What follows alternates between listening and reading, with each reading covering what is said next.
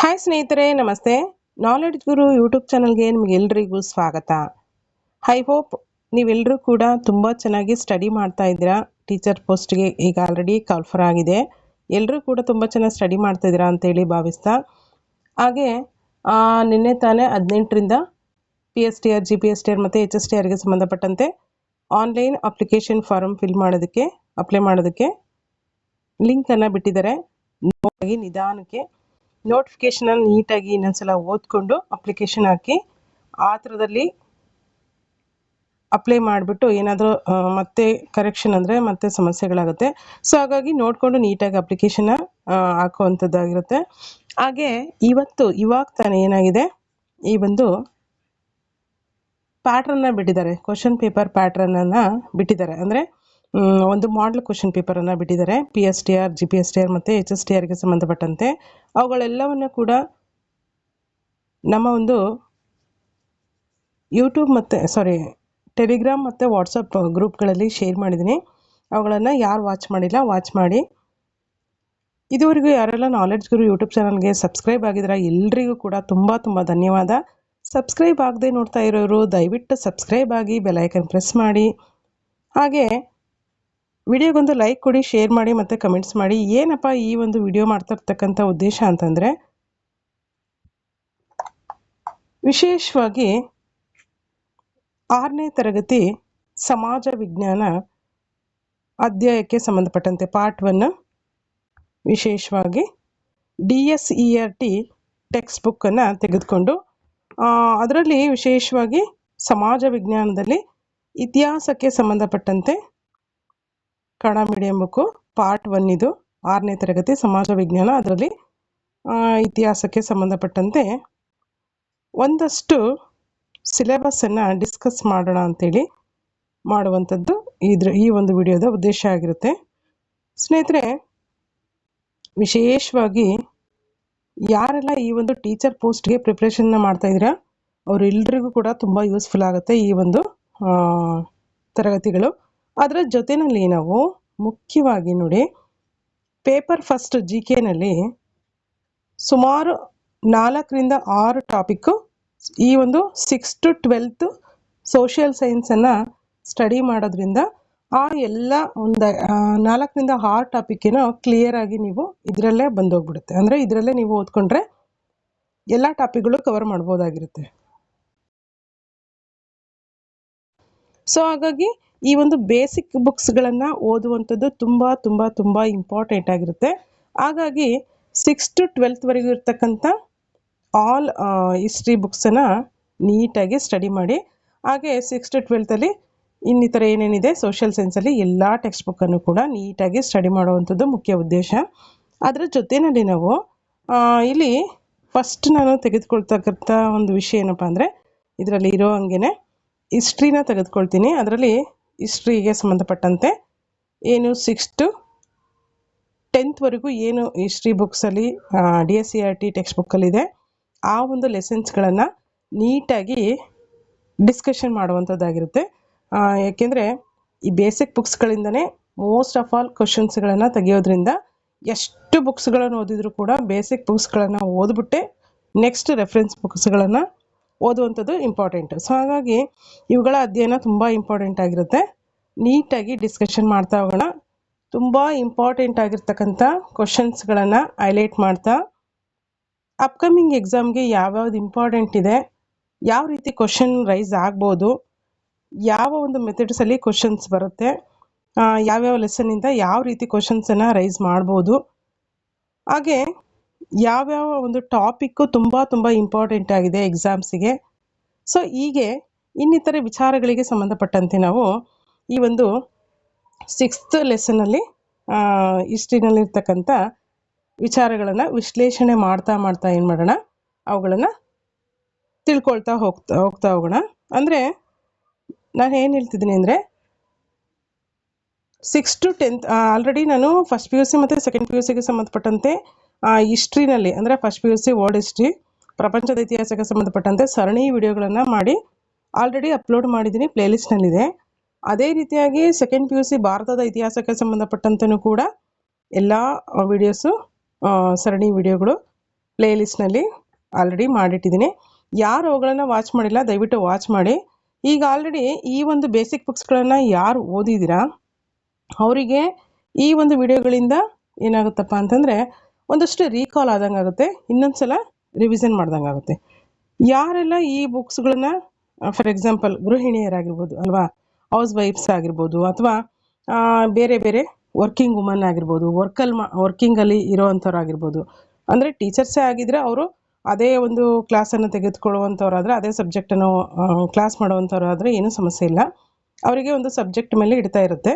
But ಬೇರೆ ಬೇರೆ ವರ್ಕಲ್ಲಿದ್ದು ಈ ಒಂದು ಬೇಸಿಕ್ ಬುಕ್ಸ್ಗಳನ್ನು ಓದಲಿಕ್ಕಾಗಿಲ್ಲ, ವಿಶೇಷವಾಗಿ ಹೌಸ್ ವೈಫ್ಗೆ ಸಂಬಂಧಪಟ್ಟಂತೆ ನಾವು ಹೇಳೋದಾದರೆ ಟೆಕ್ಸ್ಟ್ ಬುಕ್ಕನ್ನು ಕಲೆಕ್ಟ್ ಮಾಡಿ ಓದೋಕ್ಕಾಗಿಲ್ಲ ಅನ್ನುವಂಥವ್ರು, ಅಥವಾ ವರ್ಕಿಂಗಲ್ಲಿರೋವಂಥವ್ರು, ಬೇರೆ ಯಾರಾದರೂ ಆಗಿರಲಿ, ಅಥವಾ ಇನ್ನಿತರೆ ಯಾರಾದರೂ ಓದಿಲ್ಲ ಅನ್ನೋಂಥವ್ರಿಗೂ ಕೂಡ ಈ ಒಂದು ವಿಡಿಯೋಗಳು ಯೂಸ್ಫುಲ್ ಆಗುತ್ತೆ ಅಂತೇಳಿ ಭಾವಿಸ್ತಾ ಈ ಒಂದು ವಿಡಿಯೋಗಳನ್ನು ಮಾಡೋಣ ಅಂತೇಳಿ ನಾನು ಸ್ಟಾರ್ಟ್ ಮಾಡ್ತಾ ಇದ್ದೀನಿ. ಟೈಮು ತುಂಬ ಶಾರ್ಟ್ ಇದೆ. ಇಲ್ಲಿ 6 to 10th ಇರ್ತಕ್ಕಂಥ ಹಿಸ್ಟ್ರಿಗೆ ಸಂಬಂಧಪಟ್ಟಂತೆ ವಿಚಾರಗಳನ್ನು ನಾವು ಫಸ್ಟು ಡಿಸ್ಕಷನ್ ಮಾಡ್ತಾ ಹೋಗೋಣ, ನೀಟಾಗಿ ಅನಾಲಿಸಿಸ್ ಮಾಡಿ. ಅನಂತರದಲ್ಲಿ ಪೊಲಿಟಿಕಲ್ ಟೈಮ್ ಇತ್ತು ಅಂದರೆ ಪೊಲಿಟಿಕಲ್ ಸೈನ್ಸು, ಸೋಷಿಯಾಲಜಿ, ಎಕನಾಮಿಕ್ಸು, ಹೀಗೆ ಬೇರೆ ಬೇರೆ ಸಬ್ಜೆಕ್ಟನ್ನು ಏನು ಮಾಡೋಣ ಅಂದರೆ 6 to 10th ಕಂಪ್ಲೀಟಾಗಿ ಡಿಸ್ಕಷನ್ ಮಾಡ್ತಾ ಹೋಗೋಣ. ಸಾಧ್ಯವಾದಷ್ಟು ಅತಿಯಾಗಿ ಎಕ್ಸ್ಪ್ಲನೇಷನ್ ಮಾಡ್ತಾ ಹೋದರೆ ಏನಾಗುತ್ತೆ, ಟೈಮ್ ಡಿಲೇ ಆಗುತ್ತೆ. ಸೊ ಹಾಗಾಗಿ ಇನ್ನು ಕ್ಲಾಸ್ ಮಾಡ್ತಾ ಏನು ಮಾಡೋಣ, ಡಿಸ್ಕಷನ್ ಮಾಡ್ತಾ ಹೋಗೋಣ. ಸೊ ಹಾಗಾಗಿ ನೋಡಿ, DSCRT ಟೆಕ್ಸ್ಟ್ ಬುಕ್ಕಲ್ಲಿ ಇರ್ತಕ್ಕಂಥ 6ನೇ ತರಗತಿ ಪಾರ್ಟ್ 1 ಏನು ಸಿಲೆಬಸ್ಸನ್ನು ಕೊಟ್ಟಿದ್ದಾರೆ ಅಂತೇಳಿ ನೋಡಿ. ಇತಿಹಾಸದ ಪರಿಚಯ ಮತ್ತು ಆರಂಭಿಕ ಸಮಾಜ, ಭಾರತ ನಮ್ಮ ಹೆಮ್ಮೆ, ನಮ್ಮ ಹೆಮ್ಮೆಯ ಕರ್ನಾಟಕ, ವೇದಕಾಲದ ಸಂಸ್ಕೃತಿ, ಹೊಸ ಧರ್ಮಗಳ ಉದಯ, ಹಾಗೆ 6th ದಕ್ಷಿಣ ಭಾರತದ ರಾಜಮನೆತನಗಳು. ನೋಡಿ, ಪಾರ್ಟ್ 1 ಸೋಷಿಯಲ್ ಸೈನ್ಸಲ್ಲಿ ಮುಖ್ಯವಾಗಿ 6 ಲೆಸನನ್ನು ಕೊಟ್ಟಿದ್ದಾರೆ. ಸಾಧ್ಯವಾದಷ್ಟು ಈ ಒಂದು ವಿಡಿಯೋದಲ್ಲಿ ಎರಡು ಲೆಸನ್ ಆದ್ರೂ ಕಂಪ್ಲೀಟ್ ಮಾಡುವಂಥ ಒಂದು ಪ್ರಯತ್ನ ಮಾಡೋಣ. ಇನ್ ಡೀಟೇಲ್ ಬೇಡ, ಎಕ್ಸಾಮಿಗೆ ಎಷ್ಟು ಬೇಕೋ ಅಷ್ಟನ್ನು ನೀಟಾಗಿ ಡಿಸ್ಕಷನ್ ಮಾಡ್ತಾ ಇಂಪಾರ್ಟೆಂಟ್ ಏನೇನಿದೆ ಅಂತೇಳಿ ಹೈಲೈಟ್ ಮಾಡ್ತಾ ಕಲಿತಾ ಹೋಗೋಣ. ಇದು ನೋಡಿ, 6ರಿಂದ 10ನೇ ತರಗತಿಯಲ್ಲಿರ್ತಕ್ಕಂಥ ಎಲ್ಲ ಟೆಕ್ಸ್ಟ್ ಬುಕ್ಕಲ್ಲಿ ಕೂಡ ಏನಾಗಿದೆ ಅಂದರೆ 6ನೇ ತರಗತಿ ಮಕ್ಕಳ ಒಂದು ಮಾನಸಿಕ ಮಟ್ಟ, ಕಲಿಯುವಂಥ ಮಟ್ಟ ಎಷ್ಟಿದೆ ಅವರಿಗೆ ತಕ್ಕಂಥ ಸಿಲೆಬಸ್ಸನ್ನು ಇಟ್ಟಿರ್ತಾರೆ. ಹಾಗೆ ನಾವು ಹೈಯರ್ ಎಜುಕೇಷನ್ ಅಂದರೆ ಹೈಯರ್ ಕ್ಲಾಸಲ್ಲಿ ಕಲಿತಾ ಏನಾಗುತ್ತೆ, ಈಗ 6th 7th ಇರೋದನ್ನೇ ಕೆಲವೊಂದಿಷ್ಟು ಇನ್ ಡೆಪ್ತಾಗಿ 8th 9th 10th ಕೊಟ್ಟಿರ್ತಾರೆ. ಸೊ ಹಾಗಾಗಿ ಇಲ್ಲಿ ಇರೋವಂಥದ್ದನ್ನೇ ನೀಟಾಗಿ ತಿಳ್ಕೊಳ್ತಾ ಹೋಗೋಣ ಅಂತ ಹೇಳ್ತಾ ಬನ್ನಿ. ಹಾಗಾದರೆ ಇವತ್ತಿನ ಒಂದು 6ನೇ ತರಗತಿ ಸಮಾಜ ವಿಜ್ಞಾನ ಪಾರ್ಟ್ 1ನಲ್ಲಿರ್ತಕ್ಕಂಥ ಮೊದಲನೇ ಒಂದು ಅಧ್ಯಾಯ ಇತಿಹಾಸದ ಪರಿಚಯ ಮತ್ತು ಆರಂಭಿಕ ಸಮಾಜ, ಇದರ ಒಂದು ಇಂಟ್ರೊಡಕ್ಷನ್ ಏನಿದೆ ಅಂತೇಳಿ ಫಸ್ಟ್ ನಾವು ಗಮನಿಸ್ತಾ ಹೋಗೋಣ.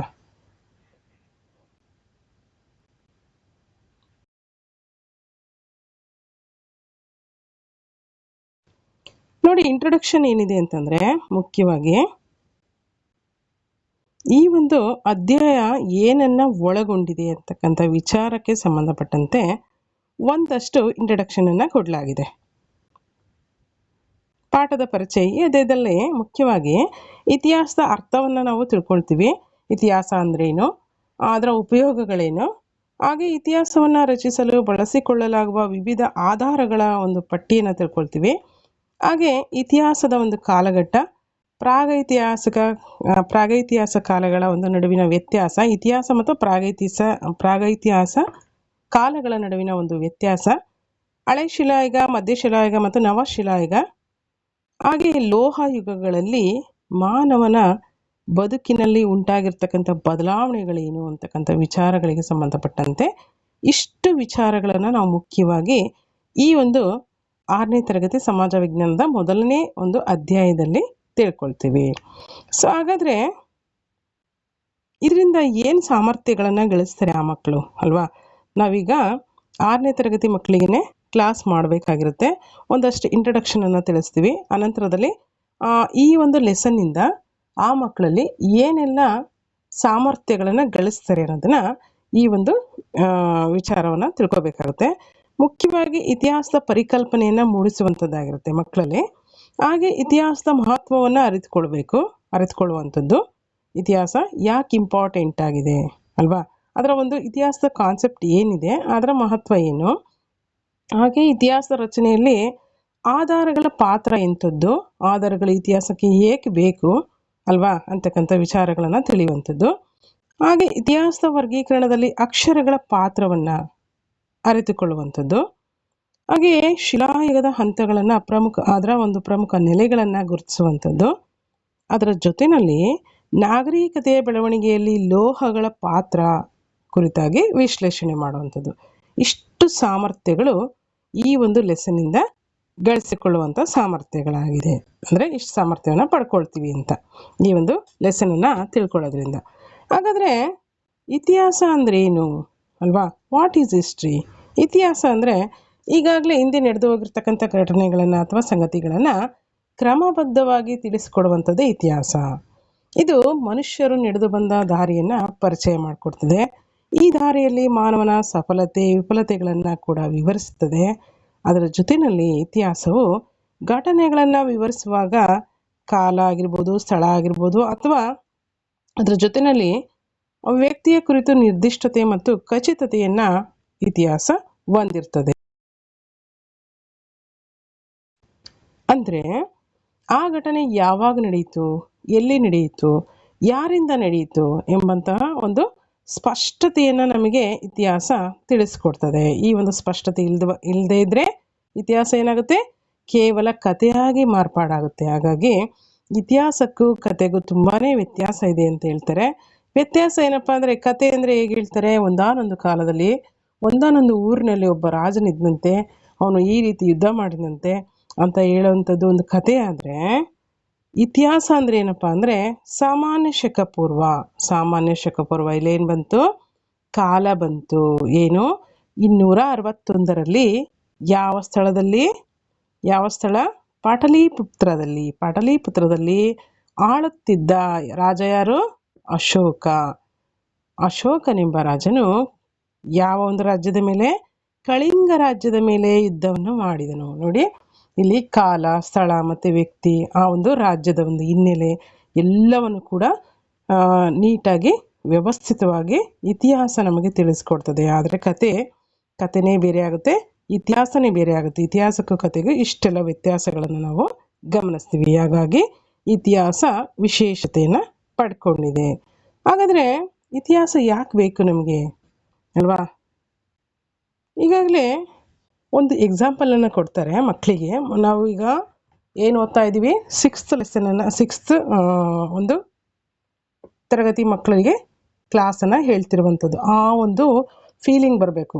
ಅದರ ಜೊತೆಯಲ್ಲಿ ನಾವು ಅದನ್ನು ತಿಳ್ಕೊಳ್ತಾ ಏನಾಗುತ್ತೆ, ಒಂದಷ್ಟು ಟೀಚಿಂಗ್ ಮೆಥಡ್ಸು ಕೂಡ ಇಂಪ್ರೂವ್ ಆಗುತ್ತೆ. ಅದರ ಜೊತೆಯಲ್ಲಿ ಆ ಮಕ್ಕಳ ಒಂದು ಮಾನಸಿಕ ಮಟ್ಟ ಅಲ್ವಾ, ಅವರ ಒಂದು ಜ್ಞಾನ, ಅದರ ಒಂದು ಬೇಸ್ ಮೇಲೆ ನಾವು ಕ್ಲಾಸನ್ನು ಮಾಡುವಂಥದ್ದಾಗಿರುತ್ತೆ. ಸೊ ಹಾಗಾಗಿ ಆ ಒಂದು ಮಕ್ಕಳ ಮಾನಸಿಕ ಮತ್ತು ಒಂದು ಜ್ಞಾನದ ಮಟ್ಟಕ್ಕೆ ಅನುಗುಣವಾಗಿ ಈ ಒಂದು ಲೆಸನ್ಗಳನ್ನು ಕೊಡಲಾಗಿರುತ್ತೆ. ಅವುಗಳನ್ನು ಹಾಗೆ ನಾವು ಅರ್ಥಕೊಳ್ಬೇಕಾಗುತ್ತೆ. ಹಾಗಾಗಿ ನಮ್ಮ ಒಂದು CETಗೆ ಸಂಬಂಧಪಟ್ಟಂತೆ ನಾವು ಎಷ್ಟೆಲ್ಲ ಇಂಪಾರ್ಟೆಂಟ್ ಇರುತ್ತೆ ಅನ್ನೋದನ್ನು ನಾವು ಅವುಗಳ ಮೇಲೆ ಹೆಚ್ಚಿನ ಒಂದು ಫೋಕಸ್ ಮಾಡ್ತಾ ಹೋಗೋಣ. ಜಸ್ಟ್ ಇದು ಇತಿಹಾಸ ಯಾಕೆ ಬೇಕು ಅಂತಂದರೆ, ಮಕ್ಕಳಿಗೆ ಟೀಚರ್ ಹೇಳ್ತಾ ಇದ್ದಾರೆ, ಎಕ್ಸಾಂಪಲ್ ಕೊಟ್ಟು ಹೇಳ್ತಾ ಇದ್ದಾರೆ. ಏನಂತಂದರೆ, ನೀವು ಒಂದ್ಸಲ ಬೆಂಕಿ ಜ್ವಾಲೆಯನ್ನು ಮುಟ್ತೀರಾ ಅಂತ ಅಂದ್ಕೊಳ್ರಿ, ಏನಾಗುತ್ತೆ? ಬೆಂಕಿ ಸುಡುತ್ತೆ. ಇದುವೇ ಒಂದು ಎಕ್ಸ್ಪೀರಿಯನ್ಸ್ ಮಾಡುವಂಥದ್ದು. ಸುಟ್ಟಂಥ ಅನುಭವ ಏನಾಗುತ್ತೆ? ನಮಗೆ ಒಂದು ಅನುಭವ ಶಾಶ್ವತವಾಗಿ ಉಳ್ಕೊಳ್ಳುತ್ತೆ. ಆ ಬೆಂಕಿಯ ಜ್ವಾಲೆಯನ್ನು ಇನ್ನೊಂದ್ಸಲ ಮುಟ್ತೀರಾ ಅಂತ ಕೇಳ್ತಾರೆ. ಇಲ್ಲ, ಯಾಕೆಂದರೆ ಈಗ ಆಲ್ರೆಡಿ ಬೆಂಕಿ ಸುಟ್ಟ ಅನುಭವ ಆಗಿರುತ್ತೆ. ಹಾಗಾಗಿ ಇದನ್ನೇ ನಾವು ಏನಂತ ಕರಿತೀವಿ? ನೆನಪು ಅಂತೇಳಿ ಕರಿತೀವಿ. ಈಗಾಗಲೇ ಬೆಂಕಿಯ ಒಂದು ಜ್ವಾಲೆ ಅಥವಾ ಬೆಂಕಿ ಸುಟ್ಟಂಥ ಅನುಭವ ಜ್ಞಾಪಕ ಶಕ್ತಿ ಅಥವಾ ನೆನಪು ಅಥವಾ ಸ್ಮರಣ ಶಕ್ತಿ ಅಂತೇಳಿ ಕರಿತೀವಿ. ಒಂದು ವೇಳೆ ಈ ರೀತಿ ಮನುಷ್ಯನಿಗೆ ಸ್ಮರಣ ಶಕ್ತಿ ಇಲ್ಲದೇ ಇದ್ದಿದ್ರೆ ಏನಾಗ್ತಿತ್ತು ಅಲ್ವಾ? ಮಾಡಿದ ತಪ್ಪುಗಳನ್ನೇ ಮತ್ತೆ ಮತ್ತೆ ಮನುಷ್ಯ ಮಾಡ್ತಾ ಇದ್ದ. ಸೊ ಹಾಗಾಗಿ ಇದರಿಂದ ಮಾನವನ ಪ್ರಗತಿನೂ ಕೂಡ ಆಗ್ತಾ ಇರಲಿಲ್ಲ. ಹಾಗಾದರೆ ಮನುಷ್ಯನ ಪ್ರಗತಿಗೆ ಏನು ಬೇಕು? ಮುಖ್ಯವಾಗಿ ಸ್ಮರಣ ಶಕ್ತಿ ಏನಿದೆಯಲ್ಲ, ಅದೇ ರೀತಿಯಾಗಿ ಸಮಾಜ ಅಥವಾ ಒಂದು ದೇಶದ ಪ್ರಗತಿಗೆ ಸ್ಮರಣ ಶಕ್ತಿ ಕೂಡ ಇರಬೇಕು ಅಂತೇಳಿ ಹೇಳ್ತಾ ಇರುವಂಥದ್ದು. ಹಾಗಾದರೆ ಯಾವುದು ಸಮಾಜಕ್ಕೆ ಅಥವಾ ದೇಶಕ್ಕೆ ಇರಬಹುದಾದ ಸ್ಮರಣಶಕ್ತಿ ಅಂತಂದರೆ ಅದೇ ಇತಿಹಾಸ ಅಂತೇಳಿ ಹೇಳ್ತಾ ಇರುವಂಥದ್ದು. ಹಾಗಾದರೆ ಮನುಷ್ಯನಿಗೆ ಸ್ಮರಣಶಕ್ತಿ ಇದ್ದಂತೆ ಸಮಾಜಕ್ಕೆ, ಒಂದು ಸಮಾಜಕ್ಕಾಗಿರ್ಬೋದು, ಒಂದು ರಾಜ್ಯಕ್ಕಾಗಿರ್ಬೋದು, ಅಥವಾ ದೇಶಕ್ಕೆ ಅಷ್ಟೇ ಏಕೆ ಇಡೀ ಜಗತ್ತಿಗೆ ಕೂಡ ಇತಿಹಾಸವೇ ಸ್ಮರಣಶಕ್ತಿಯಾಗಿದೆ ಅಂತೇಳಿ ನಾವು ಗಮನಿಸ್ಬೋದಾಗಿದೆ. ಇತಿಹಾಸವು ನಮ್ಮ ಪೂರ್ವಿಕರು ಕೈಗೊಂಡಂತಹ ಒಳ್ಳೆಯ ಮತ್ತು ತಪ್ಪು ತೀರ್ಮಾನಗಳಿಂದ ಅನುಭವಿಸಿದ ಸುಖ ದುಃಖಗಳನ್ನು, ಕಷ್ಟಗಳನ್ನು ಕೂಡ ತಿಳಿಸ್ತದೆ. ಅಷ್ಟೇ ಅಲ್ಲ, ಮುಂದಿನ ತೀರ್ಮಾನಗಳನ್ನು ಕೈಗೊಳ್ಳುವಾಗ ಎಚ್ಚರಿಕೆಯಿಂದ ಇರಿಸುವಂತೆ ಅದು ನಮಗೆ ಎಚ್ಚರಿಸ್ತದೆ. ಇತಿಹಾಸದಲ್ಲಿನ ನಮ್ಮ ಪೂರ್ವಿಕರ ತತ್ವಾದರ್ಶಗಳಾಗಿರ್ಬೋದು, ವಿಚಾರಧಾರೆಗಳಾಗಿರ್ಬೋದು, ಮುಂದಿನ ತಲೆಮಾರುಗಳಿಗೆ ಏನಾಗಿದೆ, ಅದೊಂದು ಮಾಡೆಲ್ ಆಗಿದೆ ಅಥವಾ ದಾರಿದೀಪ ಕೂಡ ಆಗ್ತದೆ. ಅವರ ಶೌರ್ಯ ಆಗಿರ್ಬೋದು ಅಲ್ವಾ, ನಮ್ಮ ಒಂದು ಪೂರ್ವಿಕರ ಶೌರ್ಯ, ಪರಾಕ್ರಮ ಮತ್ತು ತ್ಯಾಗ ಬಲಿದಾನಗಳು ನಂತರದ ಪೀಳಿಗೆಗಳಿಗೆ ಸ್ಫೂರ್ತಿ ಕೂಡ ಆಗ್ತದೆ. ಅಷ್ಟೇ ಅಲ್ಲ, ನಮ್ಮ ಸಂಸ್ಕೃತಿ ಪರಂಪರೆಯನ್ನು ಪರಿಚಯ ಮಾಡಿಕೊಳ್ಳುವ ಮುಖಾಂತರ ಅಭಿಮಾನ ಮತ್ತು ಗೌರವವನ್ನು ಇತಿಹಾಸವು ಮೂಡಿಸುತ್ತದೆ. ನಮ್ಮ ಸಂಸ್ಕೃತಿ ಮತ್ತು ಪರಂಪರೆಯ ಮೇಲೆ ಇನ್ನಷ್ಟು ಅಭಿಮಾನವನ್ನು ಈ ಒಂದು ವಿಚಾರಧಾರೆಗಳಿಂದ ನಮಗೆ, ಇತಿಹಾಸದಿಂದ ನಮಗೆ ತಿಳಿದು ಬರ್ತದೆ. ಹಾಗಾದರೆ ಇತಿಹಾಸವನ್ನು ಹೇಗೆ ರಚನೆ ಮಾಡಬೇಕು ಎಂಬಂತಹ ವಿಚಾರಕ್ಕೆ ಸಂಬಂಧಪಟ್ಟಂತೆ ಮೊದಲನೇದಾಗಿ ತೋರಿಸ್ಕೊಟ್ಟವ್ರು ಯಾರು ಅಂದರೆ ಗ್ರೀಕರು. ಯಾರು? ಗ್ರೀಕರಲ್ಲಿ ವಿಶೇಷವಾಗಿ ಗ್ರೀಕ್ ಇತಿಹಾಸಕಾರ ಹೆರೋಡಟಸ್ನ ಬಗ್ಗೆ ನಾವು ತಿಳ್ಕೊಬೇಕಾಗುತ್ತೆ ಅಲ್ವಾ. ಇಲ್ಲಿ ಇಂಪಾರ್ಟೆಂಟ್ ಕ್ವಶನ್ ಏನಪ್ಪ ಅಂತಂದರೆ ನೋಡಿ, ಇಲ್ಲಿ ಗ್ರೀಕ್ ದೇಶದ ಹೆರೋಡಟಸ್ ಮೊದಲ ಬಾರಿಗೆ ಇತಿಹಾಸವನ್ನು ಯಾವ ರೀತಿ ರಚನೆ ಮಾಡಬೇಕು, ಹಿಂದೆಲ್ಲ ಕಥೆಗಳ ಮೂಲಕ ಹೇಳ್ತಾ ಇದ್ರು, ಆದರೆ ಅದನ್ನು ರೆಕಾರ್ಡ್ ಮುಖಾಂತರ ಅಥವಾ ಬರವಣಿಗೆ ರೂಪಕ್ಕೆ ತಂದಿದ್ದು ಯಾರು ಮೂಲವಾಗಿ ಅಂದರೆ ಗ್ರೀಕ್ ದೇಶದ ಹೆರೋಡಟಸ್ರವರು ಮೊದಲ ಬಾರಿಗೆ ಇತಿಹಾಸವನ್ನು ರೆಕಾರ್ಡ್ ಮಾಡಲಿಕ್ಕೆ ಅಥವಾ ದಾಖಲಿಸಲಿಕ್ಕೆ ಅಥವಾ ಬರೆದಿಡಲಿಕ್ಕೆ ಆರಂಭವನ್ನು ಮಾಡ್ತಾರೆ. ಹಾಗಾಗಿ ಅವರನ್ನು ಏನಂತ ಕರೀತಾರೆ, ಇತಿಹಾಸದ ಪಿತಾಮಹ ಅಂಥೇಳಿ ಕರೀತಾರೆ. ಸೊ ಇದೆಷ್ಟು ಇಂಪಾರ್ಟೆಂಟ್ ಆಗಿರ್ತಕ್ಕಂಥ ಪ್ರಮುಖ ಅಂಶ. ಹಾಗೆ ಕ್ವಶನ್ ಕೇಳಬಹುದಾಗಿರ್ತಕ್ಕಂಥ ಒಂದು ಪ್ರಮುಖ ಪಾಯಿಂಟ್ ಕೂಡ ಆಗಿರುತ್ತೆ. ಹಾಗಾದರೆ ಆಧಾರಗಳ ಬಗ್ಗೆ ನಾವು ಗಮನಿಸಬೇಕಾಗತ್ತೆ. ನೋಡಿ, ಆಧಾರಗಳು ಇತಿಹಾಸವನ್ನು ರಚನೆ ಮಾಡಬೇಕಂದ್ರೆ ಇತಿಹಾಸಕಾರರು ಏನು ಬೇಕಂತಾರೆ, ಮುಖ್ಯವಾಗಿ ಇತಿಹಾಸ ರಚಿಸುವವರನ್ನ ಇತಿಹಾಸಕಾರರು ಅಂತಾರೆ. ಅವರು ಇತಿಹಾಸವನ್ನು ನಿರ್ದಿಷ್ಟವಾಗಿ ಖಚಿತವಾಗಿ ಹೇಳಲು ಏನು ಬೇಕಾಗಿರುತ್ತೆ, ಮುಖ್ಯವಾಗಿ ಸಾಕ್ಷ್ಯಾಧಾರಗಳು ಬೇಕಾಗಿರುತ್ತೆ. ಆದ್ದರಿಂದ ಆಧಾರಗಳಿಲ್ಲದೆ ಇತಿಹಾಸವಿಲ್ಲ ಅಂತಲೂ ಕೂಡ ಹೇಳಲಾಗುತ್ತೆ. ಇತಿಹಾಸದ ಆಧಾರಗಳಲ್ಲಿ ಮುಖ್ಯವಾಗಿ ನಾವು 2 ವಿಧಗಳನ್ನು ಗಮನಿಸ್ತೀವಿ. ಒಂದು ಸಾಹಿತ್ಯಿಕ ಆಧಾರಗಳು, 2 ಪುರಾತತ್ವ ಆಧಾರಗಳು.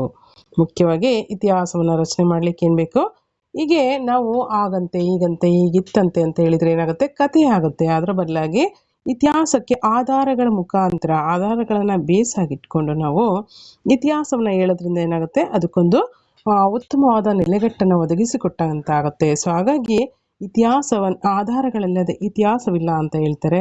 ಆಧಾರಗಳು ಇತಿಹಾಸಕ್ಕೆ ಬಹುಮುಖ್ಯವಾಗಿರುತ್ತೆ. ಹಾಗಾಗಿ ಇತಿಹಾಸದ ಆಧಾರಗಳನ್ನು ಮುಖ್ಯವಾಗಿ 2 ವಿಧಗಳಲ್ಲಿ ವಿಂಗಡಣೆಯನ್ನು ಮಾಡ್ತೀವಿ. ಒಂದು ಸಾಹಿತ್ಯಿಕ ಆಧಾರಗಳು, 2 ಪುರಾತತ್ವ ಆಧಾರಗಳು.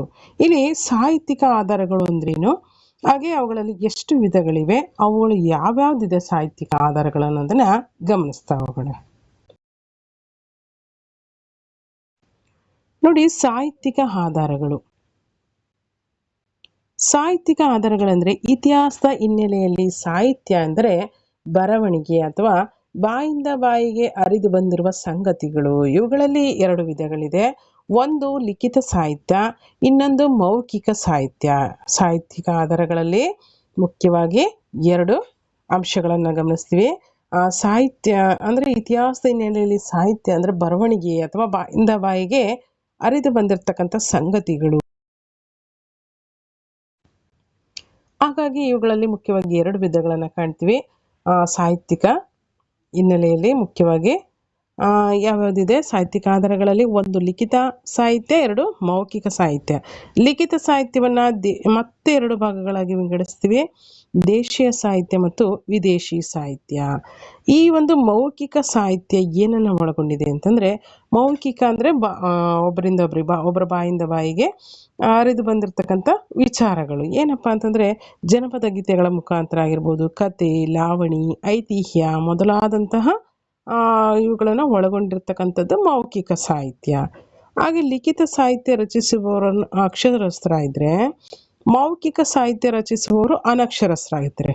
ಮೀನ್ಸ್ ಜನಪದ ಗೀತೆ, ಕತೆ, ಲಾವಣಿಯ ಇತಿಹಾಸದ ಹಿನ್ನೆಲೆಯನ್ನು ಹೇಳ್ತಾರೆ ಅಂದರೆ ಅವರಿಗೆ ಬರವಣಿಗೆ ಗೊತ್ತಿರಲ್ಲ. ಅವ್ರ ಬಾಯಿಂದ ಬಾಯಿಗೆ ಇಂದಿನಿಂದ ಏನು ನಡೆದುಕೊಂಡು ಬಂದಿರುತ್ತೆ, ಬಾಯಿಂದ ಬಾಯಿಗೆ ಕೇಳಿರ್ತಕ್ಕಂಥ ವಿಚಾರಗಳನ್ನು ಏನು ಮಾಡ್ತಾರೆ, ಅನಕ್ಷರಸ್ಥರು ನಮಗೆ ತಿಳಿಸ್ಕೊಡ್ತಾರೆ. ಅದನ್ನು ಏನಂತೀವಿ? ಅಲಿಖಿತ ಅಥವಾ ಮೌಖಿಕ ಸಾಹಿತ್ಯ ಅಂತೇಳಿ ಕರಿತೀವಿ. ಇದಿಷ್ಟು ಸಾಹಿತ್ಯಿಕ ಆಧಾರಗಳು. ಸಾಹಿತ್ಯಿಕ ಆಧಾರಗಳಲ್ಲಿ ಮತ್ತೆ ಎರಡು ವಿಧಗಳನ್ನು ಗಮನಿಸ್ತೀವಿ: ಒಂದು ಲಿಖಿತ ಸಾಹಿತ್ಯ, ಮತ್ತೊಂದು ಮೌಖಿಕ ಸಾಹಿತ್ಯ. ಹಾಗೆ ಈ ಒಂದು ಸಾಹಿತ್ಯಗಳಲ್ಲಿ ಮುಖ್ಯವಾಗಿ ದೇಶೀಯ ಸಾಹಿತ್ಯ ಮತ್ತು ವಿದೇಶಿ ಸಾಹಿತ್ಯ ಅಂತ ಕೂಡ ವಿಂಗಡಣೆಯನ್ನು ಮಾಡ್ತೀವಿ.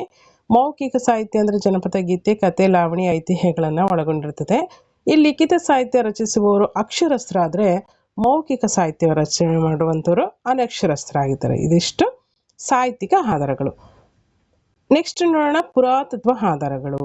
ಪುರಾತತ್ವ ಆಧಾರಗಳು ಅಂದರೆ ಏನಪ್ಪ ಅಂತಂದರೆ, ನೋಡಿ ಇಲ್ಲಿ ಪುರಾತತ್ವ ಆಧಾರಗಳು ಅಂದರೆ ಇಂದಿನ ಮಾನವರು ನಿರ್ಮಿಸಿದಂತಹ ಮತ್ತು ಬಳಕೆ ಮಾಡಿದಂಥ ಭೌತಿಕ ವಸ್ತುಗಳ ಅವಶೇಷಗಳನ್ನು ಪುರಾತತ್ವ ಆಧಾರಗಳು ಅಂತೇಳಿ ಕರಿತೀವಿ.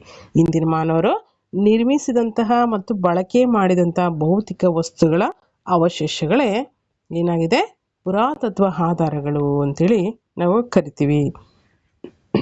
ಭೂಮಿಯ ಒಳಗಡೆ ಉದುಗಿ ಹೋಗಿರ್ತಕ್ಕಂಥ ಅವಶೇಷಗಳನ್ನು ಎಕ್ಸ್ಕವೇಷನ್ ಮುಖಾಂತರ ಅಥವಾ ಉತ್ಖನನ ಮಾಡುವ ಮುಖಾಂತರ ಹೊರತೆಗೆಯಲಾಗ್ತದೆ.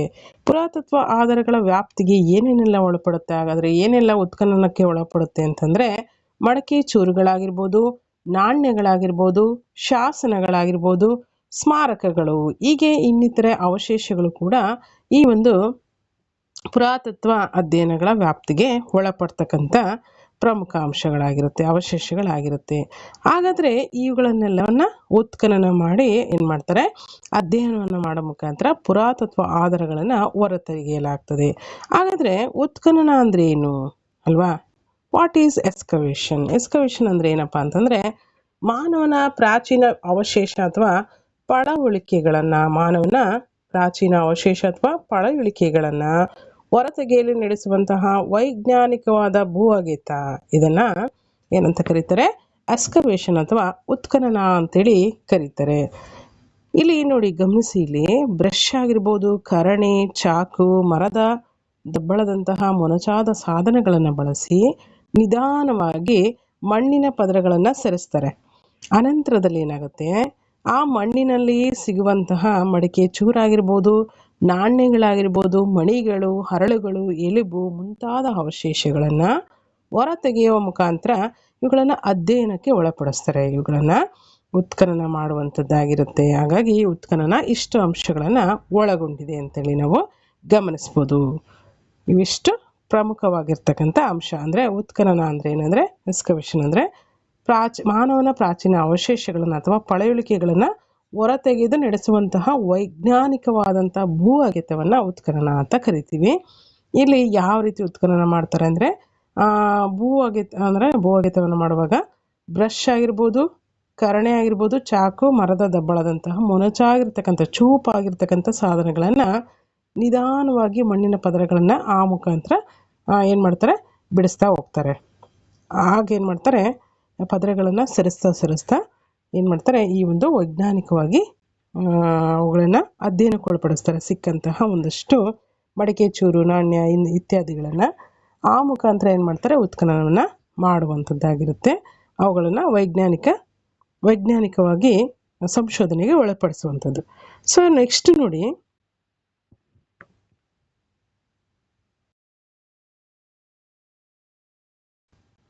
ಹಾಗಾದರೆ ನಾವು ಇಲ್ಲಿವರೆಗೂ ನೋಡಿದಂತಹ ಇತಿಹಾಸದ ಆಧಾರಗಳನ್ನು ಗಮನಿಸೋದಾದರೆ, ಇತಿಹಾಸದ ಆಧಾರಗಳನ್ನು ನಾವು ಗಮನಿಸೋದಾದರೆ ಮುಖ್ಯವಾಗಿ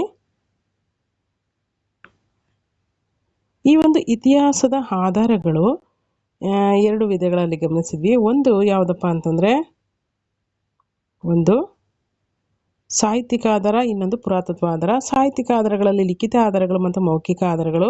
ಲಿಖಿತ ಆಧಾರಗಳು ಅಥವಾ ಬರವಣಿಗೆ ಮುಖಾಂತರ ಇರ್ತಕ್ಕಂಥ ಆಧಾರಗಳಲ್ಲಿ ದೇಶೀಯ ಸಾಹಿತ್ಯ ಮತ್ತು ವಿದೇಶಿ ಸಾಹಿತ್ಯ. ಮೌಖಿಕ ಸಾಹಿತ್ಯದಲ್ಲಿ ಲಾವಣಿಗಳು, ಜನಪದ ಗೀತೆಗಳು, ಐತಿಹ್ಯಗಳು ಕಂಡುಬರ್ತದೆ. ಹಾಗೆ ಪುರಾತತ್ವೀಯ ಆಧಾರಗಳಲ್ಲಿ ಸ್ಮಾರಕಗಳು, ನಾಣ್ಯಗಳು, ಶಾಸನಗಳು ಮತ್ತು ಇತರೆ ಅವಶೇಷಗಳನ್ನು ನಾವು ಗಮನಿಸ್ತೀವಿ. ಒಟ್ಟಾರೆಯಾಗಿ ಇವುಗಳನ್ನು ನಾವು ಮುಖ್ಯವಾಗಿ ಇಷ್ಟು ವಿಧಗಳಲ್ಲಿ ವಿಂಗಡಣೆಯನ್ನು ಮಾಡ್ತೀವಿ. ಇತಿಹಾಸಕ್ಕೆ ಇವೆಲ್ಲ ಆಧಾರಗಳು ತುಂಬ ಇಂಪಾರ್ಟೆಂಟ್ ಆಗಿರ್ತಕ್ಕಂಥದ್ದು. ನೆಕ್ಸ್ಟ್ ನೋಡಿ, ಇತಿಹಾಸದ ಆಧಾರಗಳ ನಂತರದಲ್ಲಿ ನಾವು ಮುಖ್ಯವಾಗಿ ಏನನ್ನು ಗಮನಿಸ್ತೀವಿ ಅಂತಂದರೆ ಇತಿಹಾಸದಲ್ಲಿ ಕಾಲಗಣನೆ ಅಥವಾ ಸಾಮಾನ್ಯ ಶಕ ಅಂತೇಳಿ ನಾವು ಏನು ಕರಿತೀವಿ, ಶಕ ವರ್ಷ ಅಂಥೇಳಿ ಇವುಗಳನ್ನು ಏನು ಕರಿತೀವಿ, ಇದರ ಒಂದು ಮಹತ್ವ ಏನಿದೆ ಅಂತೇಳಿ ನಾವು ಗಮನಿಸಬೇಕಾಗುತ್ತೆ. ಇತಿಹಾಸದ ಕಾಲಗಣನೆ ಅಥವಾ ಸಾಮಾನ್ಯ ಶಕ ವರ್ಷ ಇದರ ಮಹತ್ವ ಏನಂದರೆ ನೋಡಿ, ಕಾಲಗಣನೆಯನ್ನು ಮಹತ್ವಪೂರ್ಣವಾದ ದಿನದಿಂದ ಆರಂಭಿಸಲಾಗುತ್ತದೆ. ಅಂಥ ಕಾಲಗಣನೆಯನ್ನು ಸಾಮಾನ್ಯ ಶಕ ಅಥವಾ ಶಕೆ ಅಥವಾ ಶಕ ಅಂತಲೂ ಕೂಡ ಕರಿತೀವಿ.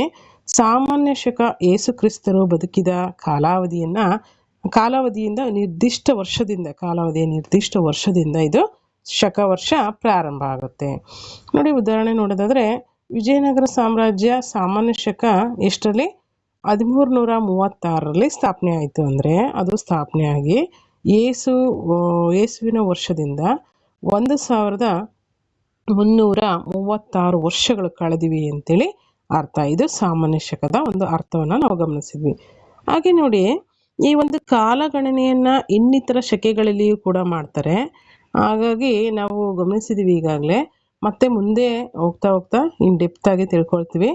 ಇದೆಷ್ಟಿದೆ ಅದನ್ನು ನೀಟಾಗಿ ಅರ್ಥ ಮಾಡ್ಕೊಳ್ತಾ ಹೋಗೋಣ. ಶಾಲಿವಾಹನ ಶಕೆ ಆಗಿರ್ಬೋದು, ಗುಪ್ತ ಶಕೆ ಆಗಿರ್ಬೋದು, ವಿಕ್ರಮ ಶಕೆ ಆಗಿರ್ಬೋದು, ಇಜ್ರಾ ಶಕೆ, ಇವೆಲ್ಲವೂ ಕೂಡ ಮತ್ತೆ ಏನಾಗುತ್ತೆ, ಇವುಗಳನ್ನು ಓದ್ತೀವಿ ಇವುಗಳ ಬಗ್ಗೆ. ಹಾಗಾಗಿ ಇವುಗಳನ್ನು ಎಕ್ಸ್ಟ್ರಾ ಏನು ತಿಳ್ಕೊಳ್ಳೋದು ಬೇಡ. ಈಗ ಎಷ್ಟಿದೆ ಅದನ್ನು ಗಮನಿಸ್ತಾ ಹೋಗೋಣ. ಹೀಗೆ ಇನ್ನು ಶಾಲಿವಾಹನ ಶಕೆ, ಗುಪ್ತ ಶಕೆ, ವಿಕ್ರಮ ಶಕೆ, ಇಜ್ರಾ ಶಕೆ ಮುಂತಾದ ಶಕೆಗಳನ್ನು ಕೂಡ ನಾವು ಗಮನಿಸ್ತೀವಿ. ಸಾಮಾನ್ಯವಾಗಿ ಇವು ಇತಿಹಾಸ ನಿರೂಪಣೆಯಲ್ಲಿ ಸಾಮಾನ್ಯ ಶಕ ಎಂಬುದು ರೂಢನೆಯಲ್ಲಿರೋದನ್ನು ಕೂಡ ನಾವು ಗಮನಿಸಬೇಕಾಗತ್ತೆ. ಹಾಗಾದರೆ ಒಂದು ಶತಮಾನ ಅಂದರೆ 100 ವರ್ಷಗಳು ಅಂತೇಳಿ ಅರ್ಥ. ನಾವು ಸಾಮಾನ್ಯ ಶಕ 21ನೇ ಶತಮಾನದಲ್ಲಿ ಇದ್ದೀವಿ. ಅಂದರೆ 2001ರಿಂದ 2100 ವರ್ಷಗಳವರೆಗಿನ ಒಂದು ಕಾಲಘಟ್ಟವನ್ನು 21ನೇ ಶತಮಾನ ಅಂಥೇಳಿ ಕರಿತೀವಿ ಅಂತೇಳಿ ನಾವು ಗಮನಿಸ್ಬೋದು. ಈ ಒಂದು ಕಾಲಗಣನೆಗೆ ಸಂಬಂಧಪಟ್ಟಂತೆ ಇಂಟರ್ನೆಟ್ಟಿಂದ ಒಂದು ಹೆಚ್ಚಿನ ಒಂದು ಮಾಹಿತಿನ ಕೂಡ ಸಂಗ್ರಹಿಸ್ಬೋದಾಗಿರುತ್ತೆ. ಇಲ್ಲಿ ಕೊಟ್ಟಿದ್ದಾರೆ ನೋಡಿ, ಯೇಸು ಬದುಕಿದ ಒಂದು ಕಾಲಾವಧಿಯ ನಿರ್ದಿಷ್ಟ ವರ್ಷ. ಇದು ಯೇಸು ಹುಟ್ಟೋದಕ್ಕಿಂತ ಮೊದಲನೇ ಒಂದು ವರ್ಷ. ಯೇಸು ಜನ್ಮಿಸಿದ ನಂತರದ ವರ್ಷ ಸಾಮಾನ್ಯ ಶಕ. ಅದಕ್ಕಿಂತ ಬಿಫೋರ್ ಇರ್ತಕ್ಕಂಥದನ್ನ ಸಾಮಾನ್ಯ ಶಕ ಪೂರ್ವ ಅಂಥೇಳಿ ಕರಿತಾರೆ. ಇದನ್ನು ಕ್ರಿಸ್ತ ಪೂರ್ವ, ಕ್ರಿಸ್ತ ಶಕ ಅಂತಲೂ ಕರಿತಾ ಇದ್ರು. ಈಗ ಒಂದಷ್ಟು ಬದಲಾವಣೆಯನ್ನು ಮಾಡಿ ಸಾಮಾನ್ಯ ಶಕ ಮತ್ತು ಸಾಮಾನ್ಯ ಶಕ ಪೂರ್ವ ಅಂಥೇಳಿ ಕರೆಯುವಂಥದ್ದು ರೂಢಣೆಯಲ್ಲಿ ಇದೆ. ಸೊ ಗಮನಿಸಿ, ಮುಂದೆ ಇಸ್ವಿಗಳು ಮಾನವನ ಪ್ರಗತಿಯನ್ನು ಅರ್ಥ ಮಾಡಿಕೊಳ್ಳೋದಕ್ಕೆ ಸಹಾಯವನ್ನು ಮಾಡ್ತವೆ. ಅಷ್ಟೇ ಅಲ್ಲ, ಘಟನೆಗಳು ನಡೆದಂಥ ಕಾಲಕ್ರಮವನ್ನು ತಿಳಿಸುವಂತಹವುಗಳೇ ಇಸ್ವಿಗಳನ್ನು ಸೂಚಿಸುವಂಥ ಉದ್ದೇಶವಾಗಿದೆ. ಇಸ್ವಿಯ ಉದ್ದೇಶ ಏನು, ಯಾವ ಒಂದು ಘಟನೆಗಳು ಯಾವ ಒಂದು ಕಾಲಕ್ರಮದಲ್ಲಿ ಜರುಗಿವೆ ಅಂತಕ್ಕಂಥ ವಿಚಾರಕ್ಕೆ ಸಂಬಂಧಪಟ್ಟಂತೆ ಇವುಗಳು ತಿಳಿಯುವಂಥ ಉದ್ದೇಶ ಆಗಿದೆ. ಇಸ್ವಿಗಳನ್ನು ಕಂಠಪಾಠ ಮಾಡುವುದಕ್ಕಾಗಿ ಮಾತ್ರವೇ ಹೇಳಲಾಗೋದಿಲ್ಲ. ಅವುಗಳ ಒಂದು ಹಿನ್ನೆಲೆ ಆ ಒಂದು ಕಾಲಘಟ್ಟದ ಕಾಲಕ್ರಮವನ್ನು ತಿಳಿಸುವಂಥದ್ದಾಗಿರುತ್ತೆ. ಇದಿಷ್ಟು ಇತಿಹಾಸ ಅಂದ್ರೇನು, ಹಾಗೆ ಇತಿಹಾಸದ ಒಂದು ಆಧಾರಗಳು ಯಾವ್ಯಾವುದಿದೆ, ಹಾಗೆ ಇತಿಹಾಸಕ್ಕೆ ಸಂಬಂಧಪಟ್ಟಂತೆ ಒಂದು ಕಾಲಗಣನೆಯನ್ನು ಕುರಿತಾಗಿ ಡಿಸ್ಕಷನ್ ಮಾಡಿದ್ವಿ. ನೆಕ್ಸ್ಟ್ ನೋಡಿ, ಆರಂಭಿಕ ಸಮಾಜ ಯಾವ ರೀತಿ ನಿರ್ಮಾಣ ಆಗಿತ್ತು, ಮಾನವನ ಒಂದು ಸಮಾಜ ಹಿಂದೆ ಹೇಗಿತ್ತು ಅಂತಕ್ಕಂಥ ವಿಚಾರಕ್ಕೆ ಸಂಬಂಧಪಟ್ಟಂತೆ ನಾವು ಗಮನಿಸಬೇಕಾಗತ್ತೆ. ಸಾಮಾನ್ಯವಾಗಿ ಇತಿಹಾಸವನ್ನು 3 ಪ್ರಧಾನ ಕಾಲಘಟ್ಟಗಳಾಗಿ ವರ್ಗೀಕರಣ ಮಾಡ್ತೀವಿ. ಒಂದು ಪ್ರಾಗೈತಿಹಾಸಿಕ ಕಾಲ, ಪ್ರೀ ಹಿಸ್ಟಾರಿಕ್ ಪೀರಿಯಡ್. 2 ಪೂರ್ವಭಾವಿ ಇತಿಹಾಸ ಕಾಲ, ಪ್ರೋಟೋ ಹಿಸ್ಟಾರಿಕ್ ಪೀರಿಯಡ್. 3 ಇತಿಹಾಸ ಕಾಲ, ಹಿಸ್ಟಾರಿಕ್ ಪೀರಿಯಡ್. ಇವುಗಳನ್ನು ಮುಖ್ಯವಾಗಿ ಇತಿಹಾಸವನ್ನು 3 ಕಾಲಘಟ್ಟಗಳಲ್ಲಿ ವರ್ಗೀಕರಣ ಮಾಡಲಾಗಿದೆ. ಇಲ್ಲಿ ಮಾನವನ ಇತಿಹಾಸದಲ್ಲಿ ಪ್ರಾಗೈತಿಹಾಸಿಕ ಕಾಲವೇ 99.9% ಕಾಲಾವಧಿಯನ್ನು ಒಳಗೊಂಡಿದೆ ಅಂತೇಳಿ ನಾವು ಗಮನಿಸ್ತೀವಿ. ಹಾಗೆ ಆದರೆ ಆ ಕಾಲದ ಬಗ್ಗೆ ನಾವು ಅಧ್ಯಯನ ಮಾಡಬೇಕಂದ್ರೆ ಆಧಾರಗಳು ತುಂಬಾ ಕಡಿಮೆ ಇದೆ. ಆದ್ದರಿಂದ ಇತಿಹಾಸದಲ್ಲಿ ಪ್ರಾಗೈತಿಹಾಸಿಕ ಕಾಲಕ್ಕೆ ಕೊಟ್ಟಿರುವಂಥ ಸ್ಥಳಾವಕಾಶವು ಕೂಡ ತುಂಬ ಕಡಿಮೆ ಇದೆ. ಮೇಲಿನ 3 ಕಾಲಗಳನ್ನು ವರ್ಗೀಕರಿಸಲು ಬಳಸುವಂಥ ಮಾನದಂಡವೇ ಅಕ್ಷರ ಜ್ಞಾನವಾಗಿದೆ ಅಂತೇಳಿ ನಾವು ಗಮನಿಸ್ಬೋದು. ನೋಡಿ, ನಾವು ಅಕ್ಷರ ಜ್ಞಾನ ಅಥವಾ ಅಕ್ಷರದ ಪರಿಚಯ ಇಲ್ಲದ ಒಂದು ಕಾಲಘಟ್ಟವನ್ನು ಪ್ರಾಗೈತಿಹಾಸಿಕ ಕಾಲ ಅಂತೇಳಿ ಕರಿತೀವಿ. ಉದಾಹರಣೆಗೆ ಏನಪ್ಪ ಅಂತಂದರೆ ಶಿಲಾಯುಗಗಳು ಅಲ್ವಾ. ಅಕ್ಷರಗಳ ಪರಿಚಯನೇ ಇಲ್ಲದೆ ಇರತಕ್ಕಂಥ ಒಂದು ಕಾಲಘಟ್ಟಕ್ಕೆ ಉದಾಹರಣೆ ಏನಂದರೆ ಶಿಲಾಯುಗಗಳನ್ನು ನಾವು ಗಮನಿಸ್ತೀವಿ ಅಲ್ವಾ. ಆದಿಶಿಲಾಯುಗ, ಮಧ್ಯಶಿಲಾಯುಗ ಮತ್ತು ಈ ಒಂದು ನೂತನ ಶಿಲಾಯುಗಗಳನ್ನು ನಾವು ಗಮನಿಸಿದರೆ ಇದರಲ್ಲಿ ಮುಖ್ಯವಾಗಿ ಏನಿರಲಿಲ್ಲ, ಅಕ್ಷರಗಳ ಪರಿಚಯ ಇಲ್ಲದೆ ಇರತಕ್ಕಂಥ ಒಂದು ಕಾಲಘಟ್ಟ. ಆದರೆ ನೆಕ್ಸ್ಟ್ ನೋಡಿ, ಯಾವೊಂದು ಕಾಲದಲ್ಲಿ ಅಕ್ಷರಗಳ ತಿಳುವಳಿಕೆ ಇದ್ದು ಕೂಡ ಅವುಗಳನ್ನು ಇಂದು ಓದಲಿಕ್ಕೆ ಆಗಿಲ್ಲ, ಆ ಕಾಲಘಟ್ಟವನ್ನು ಏನಂತ ಕರಿತೀವಿ, ಪೂರ್ವಭಾವಿ ಇತಿಹಾಸ ಕಾಲ ಅಂತೇಳಿ ಕರಿತೀವಿ. ಉದಾಹರಣೆಗೆ ಏನಪ್ಪಾ ಅಂತಂದರೆ ಹರಪ್ಪ ನಾಗರಿಕತೆ ಅಲ್ವಾ, ಹರಪ್ಪನ್ ಸಿವಿಲೈಸೇಷನ್ ಅಥವಾ ಇದರ ಸಿಂಧೂ ಬಯಲಿನ ನಾಗರಿಕತೆ ಅಂತಲೂ ಕೂಡ ಕರೆಯುವಂಥದ್ದಾಗಿದೆ. ಈ ಒಂದು ಕಾಲಘಟ್ಟ ನೋಡಿ, ಇಲ್ಲಿ ಕ್ವಶನ್ಸ್ ರೈಸ್ ಆಗುವಂಥ ಸಾಧ್ಯತೆ ಇದೆ. ಏನಂತ ಕೇಳ್ತಾರೆ, ಅಕ್ಷರಗಳ ಪರಿಚಯ ಇಲ್ದಿರ್ತಕ್ಕಂಥ ಕಾಲಘಟ್ಟವನ್ನು ಏನಂತ ಕರಿತೀವಿ, ಪ್ರಾಗೈತಿಹಾಸಿಕ ಕಾಲ. ಅದಕ್ಕೆ ಉದಾಹರಣೆ ಯಾವುದನ್ನು ಕೊಡ್ಬೋದು ನಾವು, ಶಿಲಾಯುಗಗಳನ್ನು ಕೊಡ್ಬೋದು. ಅಕ್ಷರಗಳ ಪರಿಚಯ ಇದ್ದು ಅವುಗಳನ್ನು ಓದಲಿಕ್ಕೆ ಆಗದೇ ಇರ್ತಕ್ಕಂಥ ಕಾಲಘಟ್ಟ ಯಾವುದು, ಪೂರ್ವಭಾವಿ ಇತಿಹಾಸ ಕಾಲ. ಅದಕ್ಕೆ ಉದಾಹರಣೆ ಏನು, ಹರಪ್ಪ ನಾಗರಿಕತೆ. ಇದು ಇಂಪಾರ್ಟೆಂಟ್. ಹರಪ್ಪ ನಾಗರಿಕತೆ ಯಾವ ಒಂದು ಕಾಲಘಟ್ಟಕ್ಕೆ ಸಂಬಂಧಪಟ್ಟಿದೆ, ಪೂರ್ವಭಾವಿ ಇತಿಹಾಸ ಕಾಲ. ಇದಿಷ್ಟು ಇಂಪಾರ್ಟೆಂಟ್ ಆಗಿರ್ತಕ್ಕಂಥದ್ದು. ನೆಕ್ಸ್ಟ್ ನೋಡಿ, ಯಾವ ಕಾಲಘಟ್ಟದಲ್ಲಿ ಅಕ್ಷರ ಪರಿಚಯವಿರುವುದೋ ಮತ್ತು ಆ ಅಕ್ಷರಗಳನ್ನು ಇಂದೂ ಕೂಡ ಓದಲಾಗ್ತಾ ಇದೆಯೋ ಆ ಒಂದು ಕಾಲಘಟ್ಟವನ್ನು ಏನಂತ ಕರಿತೀವಿ, ಇತಿಹಾಸ ಕಾಲ ಅಂತೇಳಿ ಕರಿತೀವಿ. ಈಗ ಅಟ್ ಪ್ರೆಸೆಂಟ್ ಏನು ನಾವು DSCRT ಬುಕ್ಕಲ್ಲಿ ಇವುಗಳನ್ನೆಲ್ಲ ರೀಡ್ ಮಾಡ್ತಾ ಇದ್ವಿ, ಈಗ ಈ ಒಂದು ಕಾಲಘಟ್ಟ ಇತಿಹಾಸ ಕಾಲ. ನಮಗೆ ಅಕ್ಷರವನ್ನು ಓದಲಿಕ್ಕೂ ಆಗುತ್ತೆ, ಹಾಗೆ ಅವುಗಳ ಒಂದು ಪರಿಚಯವಿರ್ತಕ್ಕಂಥ ಒಂದು ಕಾಲಘಟ್ಟನೂ ಕೂಡ ಇದಾಗಿದೆ. ಹಾಗಾಗಿ ಇತಿಹಾಸ ಕಾಲಕ್ಕೆ ಇವೆಲ್ಲವೂ ಕೂಡ ಸೇರ್ಪಡೆ ಆಗುತ್ತೆ. ಅಂದರೆ ಯಾವ ಕಾಲಘಟ್ಟದಲ್ಲಿ ಅಕ್ಷರದ ಪರಿಚಯವಿದೆ, ಆ ಅಕ್ಷರಗಳನ್ನು ಇಂದೂ ಕೂಡ ಓದಲಾಗ್ತಿದೆ, ಅವುಗಳೆಲ್ಲವೂ ಕೂಡ ಇತಿಹಾಸ ಕಾಲಕ್ಕೆ ಸಂಬಂಧಪಡುತ್ತೆ.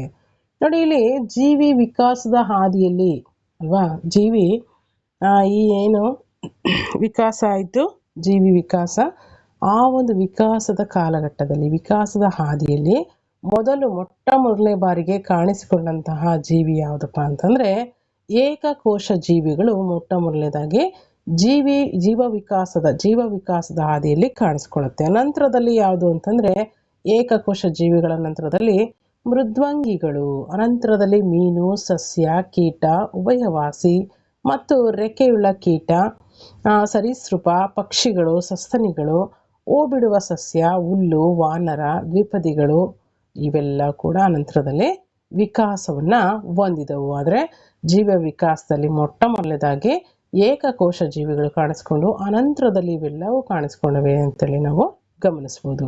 ಸುಮಾರು 18 ಲಕ್ಷ ವರ್ಷಗಳಷ್ಟು ಹಿಂದೆ ಮಾನವನ ವಿಕಾಸ ಆಗಿರೋದನ್ನ ಗಮನಿಸ್ತೀವಿ. ಆಧುನಿಕ ಮಾನವರ ದೈಹಿಕ ರಚನೆಯನ್ನು ಹೊಂದಿದಂಥ ಮಾನವರು ಕೂಡ ಮೊದಲನೇ ಬಾರಿಗೆ ದಕ್ಷಿಣ ಆಫ್ರಿಕಾದಲ್ಲಿ ಕಾಣಿಸಿಕೊಂಡರು. ಇದು ಒಂದು ಇಂಪಾರ್ಟೆಂಟ್ ಆಗಿರ್ತಕ್ಕಂಥ ಅಂಶ. ಗಮನಿಸಿ, ಇಲ್ಲಿ ಏನಪ್ಪ ಅಂದರೆ ಆಧುನಿಕ ಮಾನವನ ದೈಹಿಕ ರಚನೆಯನ್ನು ಹೊಂದಿದಂಥ ಮನುಷ್ಯರ ಒಂದು ಮೊದಲು ಎಲ್ಲಿ ಕಾಣಿಸ್ಕೊಂಡ್ರು ಆ ಮನುಷ್ಯರು ಅಂದರೆ ದಕ್ಷಿಣ ಆಫ್ರಿಕಾದಲ್ಲಿ ಕಾಣಿಸ್ಕೊಂಡ್ರು. ಇವರು ಆಫ್ರಿಕಾದಿಂದ ಪ್ರಪಂಚದ ವಿವಿಧ ಭಾಗಗಳಿಗೆ ವಲಸೆ ಹೋಗಿ ನೆಲೆಸಿದರೆಂದು ಕೂಡ ಹೇಳಲಾಗುತ್ತೆ. ಈ ವಾದ ಇಂದು ಕೂಡ ಸಾಕಷ್ಟು ವಿಮರ್ಶೆಗೆ, ಚರ್ಚೆಗೆ ಒಳಗಾಗಿರ್ತಕ್ಕಂಥ ಅಂಶ ಆಗಿದೆ ಅಂತ ಹೇಳ್ಬೋದು. ಹಾಗಾದರೆ ಇದರಲ್ಲಿ ಇಂಪಾರ್ಟೆಂಟ್ ಏನು, ಏಕಕೋಶ ಜೀವಿಗಳು ಮೊಟ್ಟ ಮೊದಲನೇದಾಗಿ ಜೀವ ವಿಕಾಸ ಹಾದಿಯಲ್ಲಿ ಕಾಣಿಸ್ಕೊಳ್ತವೆ. ಅನಂತರದಲ್ಲಿ ಮೃದ್ವಂಗಿಗಳು, ಮೀನು, ಸಸ್ಯ, ಕೀಟ, ಉಭಯವಾಸಿ ಇನ್ನಿತರ ಸಸ್ತನಿಗಳು ಕಾಣಿಸ್ಕೊಳ್ತವೆ. ಹಾಗೆ ಇತಿಹಾಸಕ್ಕೆ ಸಂಬಂಧಪಟ್ಟಂತೆ ಮಾನವನ ವಿಕಸನ ಯಾವಾಗಾಯಿತು, ಸುಮಾರು 18 ಲಕ್ಷ ವರ್ಷಗಳಷ್ಟು ಹಿಂದೆ ಮಾನವನ ವಿಕಾಸ ಆಗಿದೆ. ಹಾಗೆ ಮೊಟ್ಟ ಮೊದಲ ಆಧುನಿಕ ಮಾನವರ ದೈಹಿಕ ರಚನೆಯನ್ನು ಹೊಂದಿದಂಥ ಮಾನವ ಎಲ್ಲಿ ಕಾಣಿಸ್ಕೊಳ್ತಾನೆ ಅಂದರೆ ದಕ್ಷಿಣ ಆಫ್ರಿಕಾದಲ್ಲಿ ಮೊಟ್ಟ ಮೊದಲನೇ ಬಾರಿ ಕಾಣಿಸ್ಕೊಂಡು ಆಫ್ರಿಕಾದಿಂದ ಬೇರೆ ಬೇರೆ ಪ್ರಪಂಚದ ಇತರ ಭಾಗಗಳಿಗೆ ವಲಸೆ ಹೋಗಿರ್ಬೋದು ಅಂತೇಳಿ ಹೇಳಲಾಗಿದೆ. ಇದು ಕೂಡ ಇನ್ನೂ ಏನಾಗಿದೆ, ಚರ್ಚೆಗೆ ಗ್ರಾಸವಾಗಿದೆ ಅಂತೇಳಿ ನಾವು ಗಮನಿಸ್ಬೋದು. ಚರ್ಚೆಗೆ ಈ ಒಂದು ವಿಷಯ ಇನ್ನಷ್ಟು ವಿಮರ್ಶೆಗೊಳಗಾಗಿದೆ ಅಂತ ಗಮನಿಸ್ಬೋದು. ನೆಕ್ಸ್ಟ್ ನೋಡಿ, ಈ ಒಂದು ಪ್ರಾಗೈತಿಹಾಸಿಕ ಕಾಲ ಅಂತ ಹೇಳಿ ನಾವು ನೋಡಿದ್ವಲ್ಲ, ಈ ಇತಿಹಾಸದ 3 ಪ್ರಧಾನ ಕಾಲಘಟ್ಟಗಳಲ್ಲಿ ಮೊದಲನೇ ಒಂದು ಕಾಲಘಟ್ಟ ಯಾವುದು? ಪ್ರಾಗೈತಿಹಾಸಿಕ ಕಾಲಘಟ್ಟದ 3 ಹಂತಗಳಿದೆ. ಯಾವ ಕಾಲಕ್ಕೆ ಸೇರಿದೆ ಪ್ರಾಗೈತಿಹಾಸಿಕ ಕಾಲ ಅಂತಂದರೆ ನಾವೀಗಾಗಲೇ ಗಮನಿಸಿದ್ವಿ, ಶಿಲಾಯುಗಕ್ಕೆ ಸಂಬಂಧಪಟ್ಟಿದೆ ಅಲ್ವಾ. ಹಾಗಾದರೆ ಪ್ರಾಗೈತಿಹಾಸಿಕ ಕಾಲದಲ್ಲಿ 3 ಹಂತಗಳಿದೆ ಅಂತೇಳಿ ನೋಡಿದ್ವಿ.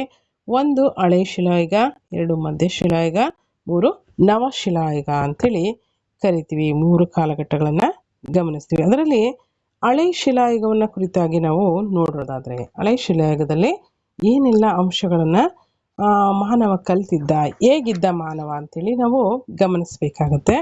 ಇಲ್ಲಿ ಏನು ಇಂಪಾರ್ಟೆಂಟ್, ಯಾವ ರೀತಿ ಕ್ವಶನ್ ರೈಸ್ ಆಗ್ಬೋದು, ಏನೆಲ್ಲ ಅಂಶಗಳು ಇಲ್ಲಿ ತುಂಬ ಪ್ರಮುಖವಾಗಿದ್ದಾವೆ ಅದರ ಜೊತೆಗೆ ಗಮನಿಸ್ತಾ ಹೋಗೋಣ. ಹಳೆ ಶಿಲಾಯುಗ. ಹಳೆ ಶಿಲಾಯುಗ ಈ ಒಂದು ಕಾಲದ ಮಾನವನ ಇತಿಹಾಸದ ಆರಂಭಿಕ ಪುರಾತಾತ್ವಿಕ ಹಂತವಾಗಿದೆ. ಈ ಒಂದು ಇತಿಹಾಸ ಮಾನವನ ಇತಿಹಾಸದ ಆರಂಭಿಕ ಪುರಾತಾತ್ವಿಕ ಅಥವಾ ಆರ್ಕಿಯಾಲಜಿಕಲ್ ಹಂತವಾಗಿದೆ. ಈ ಕಾಲದ ಮಾನವರು ಹಣ್ಣು ಹಂಪಲು ಗಿಡ ಅಂದರೆ ಗೆಡ್ಡೆ ಗೆಣಸುಗಳನ್ನು ತಿಂದು ಬದುಕ್ತಾ ಇದ್ರು. ಅಲೆಮಾರಿಯಾಗಿದ್ದ ಮಾನವ ಆಹಾರವನ್ನು ಅರಸ್ತಾ ಏನು ಮಾಡ್ತಾ ಇದ್ದ, ಗವಿಗಳಲ್ಲಿ ಕಲ್ಲಾಸರೆಗಳಲ್ಲಿ ವಾಸವನ್ನು ಮಾಡ್ತಾ ಇದ್ದ. ಇಲ್ಲಿ ಎರೆಚೆಕ್ಕೆ, ಚಾಕು, ಕಲ್ಲುಳಿ, ಮೊನೆ ಮುಂತಾದ ದೊಡ್ಡ ದೊಡ್ಡ ಶಿಲಾ ಉಪಕರಣಗಳನ್ನು ಏನು ಮಾಡ್ತಾ ಇದ್ದ, ಬೆಣಚು ಕಲ್ಲುಗಳಿಂದ ಈತ ತಯಾರಿಸಿಕೊಳ್ತಾ ಇದ್ದ. ಅಂದರೆ ಈ ಒಂದು ಹಳೆ ಶಿಲಾಯುಗದ ಮಾನವರು ಬಳಕೆ ಮಾಡ್ತಾ ಇದ್ದಂಥ ಉಪಕರಣಗಳು ಯಾವುದು ಅಂತೇಳಿದರೆ ಎರೆಚೆಕ್ಕೆ, ಚಾಕು, ಕಲ್ಲುಳಿ, ಮೊನೆ ಮುಂತಾದ ದೊಡ್ಡ ದೊಡ್ಡ ಶಿಲಾ ಉಪಕರಣಗಳನ್ನು ಯಾವುದರಿಂದ ತಯಾರು ಮಾಡ್ಕೊಳ್ತಾ ಇದ್ದ? ಇವುಗಳನ್ನೆಲ್ಲವನ್ನ ಬೆಣಚು ಕಲ್ಲಿನಿಂದ ತಯಾರಿಸ್ಕೊಳ್ತಾ ಇದ್ದ. ಇದೊಂದು ಪ್ರಶ್ನೆ ರೈಸ್ ಆಗುವಂಥದ್ದು ಇರುತ್ತೆ, ಗಮನಿಸಿ. ಹಾಗೆ ಎಲೆ ಮತ್ತು ತೊಗಟೆಗಳನ್ನು ಹೊದಿಕೆಗಳನ್ನಾಗಿ ಈತ ಬಳಸ್ತಾ ಇದ್ದ. ಎಲ್ಲ ಕಾಲಘಟ್ಟಗಳಲ್ಲೂ ಹಣ್ಣು ಹಂಪಲು ಗಿಡ್ಡೆ ಗೆಣಸುಗಳು ದೊರಕ್ತಾ ಇರಲಿಲ್ಲ. ಸೊ ಹಾಗಾಗಿ ಏನು ಮಾಡ್ತಾ ಇದ್ದ ಅಂತಂದರೆ, ಹಳೆ ಶಿಲಾಯುಗದ ಕೊನೆಯ ಘಟ್ಟದಲ್ಲಿ ಆಹಾರಕ್ಕಾಗಿ ಬೇಟೆಯಾಡೋದನ್ನು ಕೂಡ ಆರಂಭ ಮಾಡ್ತಾನೆ. ಹಾಗೆ ಮೀನು ಹಿಡಿಯೋದನ್ನು ಕೂಡ ಕಲಿತಾನೆ. ಮಾನವ ಎಲ್ಲ ಕಾಲದಲ್ಲೂ ಕೂಡ ಹಣ್ಣು ಹಂಪಲು ಸಿಗೋದಿಲ್ಲ, ಗೆಡ್ಡೆ ಗೆಣಸುಗಳು ಕೂಡ ಸಿಗ್ತಾ ಇರಲಿಲ್ಲ. ಆಹಾರಕ್ಕಾಗಿ ಏನು ಮಾಡ್ದ, ಮುಂದೆ ಬೇಟೆಯಾಡೋದನ್ನು, ಪ್ರಾಣಿಗಳ ಬೇಟೆಯಾಡೋದನ್ನು ಕಲಿತ. ಹಾಗೆ ಮೀನು ಹಿಡಿಯೋದನ್ನು, ಫಿಶಿಂಗ್ ಮಾಡೋದನ್ನು ಕೂಡ ಈತ ಕಲಿತ. ಮೊದಲ ಬಾರಿಗೆ ಬೆಂಕಿಯ ಪರಿಚಯವಾಗ್ತದೆ. ಇಲ್ಲಿ ಹಳೆ ಶಿಲಾಯುಗದಲ್ಲಿ ಮೊದಲ ಬಾರಿಗೆ ಏನಾಯಿತು, ಬೆಂಕಿಯ ಪರಿಚಯ ಆಗಿರೋದನ್ನು ನಾವು ಗಮನಿಸ್ತೀವಿ. ಹಾಗೆ ಈ ಒಂದು ಹಳೆಯ ಶಿಲಾಯುಗ ಇತ್ತು ಅಂತಕ್ಕಂಥ ವಿಚಾರಕ್ಕೆ ಸಂಬಂಧಪಟ್ಟಂತೆ ನಾವು ಒಂದಷ್ಟು ನೆಲೆಗಳು ಎಲ್ಲೆಲ್ಲಿದೆ ಅಂತೇಳಿ ಗಮನಿಸಬೇಕಾಗುತ್ತೆ. ಹಳೆಯ ಶಿಲಾಯುಗದ ಪ್ರಮುಖ ನೆಲೆಗಳು ಯಾವ್ಯಾವುದಿತ್ತು ಅಂದರೆ, ಮಧ್ಯಪ್ರದೇಶದ ಬೋಲಾನ್ ಕಣಿವೆ, ಕರ್ನಾಟಕದ ಹುಣಸಗಿ ಮತ್ತು ಬೈಚ್ಬಾಳ್ ಪ್ರದೇಶ, ಆಂಧ್ರ ಪ್ರದೇಶದ ಕರ್ನೂಲ್, ಅಮರಾವತಿ, ತಮಿಳುನಾಡಿನ ಅತ್ತಿರಂಪಕ್ಕಂ ಮುಂತಾದವುಗಳು ಈ ಒಂದು ಹಳೆಯ ಶಿಲಾಯುಗದ ಮಾನವನು ವಾಸ ಮಾಡಿರ್ತಕ್ಕಂಥ ಪ್ರಮುಖ ನೆಲೆಗಳು ಅಂತೇಳಿ ನಾವು ಗಮನಿಸ್ತೀವಿ. ಸಾಮಾನ್ಯವಾಗಿ ಈ ಒಂದು ಹಳೆ ಶಿಲಾಯುಗದ ಕಾಲಘಟ್ಟವನ್ನು 5 ಲಕ್ಷದಿಂದ 12,000 ವರ್ಷಗಳವರೆಗೆ ಇತ್ತು ಅಂತೇಳಿ ನಾವು ಗುರುತಿಸಲಾಗಿದೆ. ನಾವು ಇದನ್ನು ಗಮನಿಸ್ಬೋದಾಗಿದೆ. ಏನು, ಈ ಒಂದು ಹಳೆ ಶಿಲಾಯುಗದ ಕಾಲಘಟ್ಟ 5 ಲಕ್ಷದಿಂದ 12,000 ವರ್ಷಗಳವರೆಗೆ ಇತ್ತು ಅಂತೇಳಿ ಗುರುತಿಸಬಹುದು. ನೆಕ್ಸ್ಟ್ ನೋಡಿ, ಹಳೆ ಶಿಲಾಯುಗದಲ್ಲಿ ಇಷ್ಟೆಲ್ಲ ಬದಲಾವಣೆಗಳಾಗುತ್ತೆ. ಏನು ಬದಲಾವಣೆಗಳಾಯಿತು? ಮುಖ್ಯವಾಗಿ ಆತ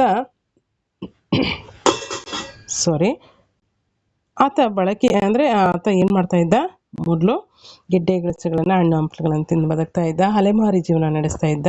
ಕಲ್ಲಾಸರೆಗಳಲ್ಲಿ ಗವಿಗಳಲ್ಲಿ ವಾಸ ಮಾಡ್ತಾ ಇದ್ದ. ಆತ ಏನು ಮಾಡ್ತಾ ಇದ್ದ, ಎರೆಚೆಕ್ಕೆ, ಚಾಕು, ಕಲ್ಲುಳಿ, ಮೊನೆ ಮುಂತಾದಂತಹ ಶಿಲಾ ಉಪಕರಣಗಳನ್ನು, ಮುಖ್ಯವಾಗಿ ಬೆಣಚು ಕಲ್ಲನ್ನು ಬಳಕೆ ಮಾಡಿ ಇವುಗಳನ್ನೆಲ್ಲ ತಯಾರು ಮಾಡ್ಕೊಳ್ತಾ ಇದ್ದ ಅಂದರೆ ಈ ಒಂದು ಆಯುಧಗಳನ್ನು ಶಿಲೆಗಳಿಂದ. ಹಾಗೆ ಹೊದಿಕೆಗಳನ್ನು, ಎಲೆ ಮತ್ತು ತೊಗಟೆಗಳ ಹೊದಿಕೆಗಳನ್ನು ಬಳಕೆ ಮಾಡ್ತಾ ಇದ್ದ. ಮುಂದೆ ಏನಾಯಿತು, ಹೋಗ್ತಾ ಹೋಗ್ತಾ ಆಹಾರಕ್ಕಾಗಿ ಬೇಟೆಯಾಡೋದು ಮತ್ತು ಮೀನುಗಳನ್ನು ಹಿಡಿಯೋದನ್ನು ಕಲಿತ. ನೆಕ್ಸ್ಟ್ ಬೆಂಕಿಯ ಪರಿಚಯನೂ ಕೂಡ ಆಯಿತು. ಅನಂತರದಲ್ಲಿ ಈತ ಎಲ್ಲೆಲ್ಲಿ ನೆಲೆಸಿದ್ನಪ್ಪ ಅಂತಂದರೆ, ಹಳೆ ಶಿಲಾಯುಗದ ಮಾನವ ಇವನ ಒಂದು ನೆಲೆಗಳು ಯಾವ್ಯಾವುದಿತ್ತು ಅಂದರೆ, ಮಧ್ಯಪ್ರದೇಶದ ಬೋಲಾನ್ ಕಣಿವೆ, ಕರ್ನಾಟಕದ ಹುಣಸಗಿ ಮತ್ತು ಬೈಚ್ಪಾಳ್ ಪ್ರದೇಶ, ಆಂಧ್ರ ಪ್ರದೇಶದ ಕರ್ನೂಲ್, ಅಮರಾವತಿ, ಹಾಗೆ ತಮಿಳುನಾಡಿನ ಅತ್ತಿರಂಪಕ್ಕಂ ಇವುಗಳು ಹಳೆ ಶಿಲಾಯುಗದ ಮಾನವನ ಪ್ರಮುಖ ನೆಲೆಗಳಾಗಿದೆ. ಈ ಒಂದು ಕಾಲಘಟ್ಟ ಮುಖ್ಯವಾಗಿ ಗಮನಿಸೋದಾದರೆ 5 ಲಕ್ಷ ವರ್ಷಗಳಿಂದ 12,000 ವರ್ಷಗಳವರೆಗೆ ಈ ಒಂದು ಮಾನವನ ಒಂದು ಕಾಲಘಟ್ಟವನ್ನು ಗಮನಿಸ್ತೀವಿ. ಇದಿಷ್ಟು ಹಳೆ ಶಿಲಾಯುಗ. ನೆಕ್ಸ್ಟ್ ನೋಡಿ, ಮಧ್ಯಶಿಲಾಯುಗ, ಮೆಸೊಲಿಥಿಕ್ ಏಜ್ ಅಂತ ಕರಿತೀವಿ. ಈ ಒಂದು ಮಧ್ಯಶಿಲಾಯುಗವನ್ನು ನಾವು ಕುರಿತು ಗಮನಿಸೋದಾದರೆ, ಇಲ್ಲಿ ಏನೆಲ್ಲ ಬದಲಾವಣೆಗಳಿಗೆ ಹೊಂದ್ಕೊಳ್ತಾ ಹೋಗ್ತಾನೆ ಮಾನವನ ಒಂದು ವಿಕಸನ ಯಾವ ರೀತಿ ಹಂತವಾಗಿ ಬದಲಾವಣೆ ಆಗುತ್ತೆ ಅನ್ನೋದನ್ನು ನಾವು ಈ ಮಧ್ಯಶಿಲಾಯುಗದಲ್ಲಿ ಗಮನಿಸ್ತೀವಿ.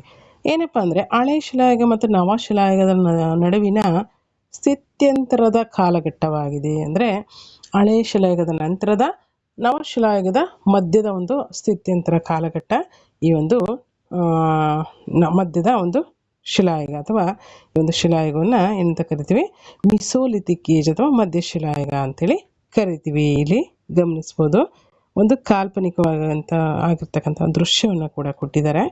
ಪ್ರಾಗೈತಿಹಾಸಿಕ ಮಾನವರ ಒಂದು ಜನಜೀವನ ಯಾವ ರೀತಿ ಇತ್ತು ಅನ್ನೋದನ್ನ ಗಮನಿಸ್ಬೋದಾಗಿದೆ.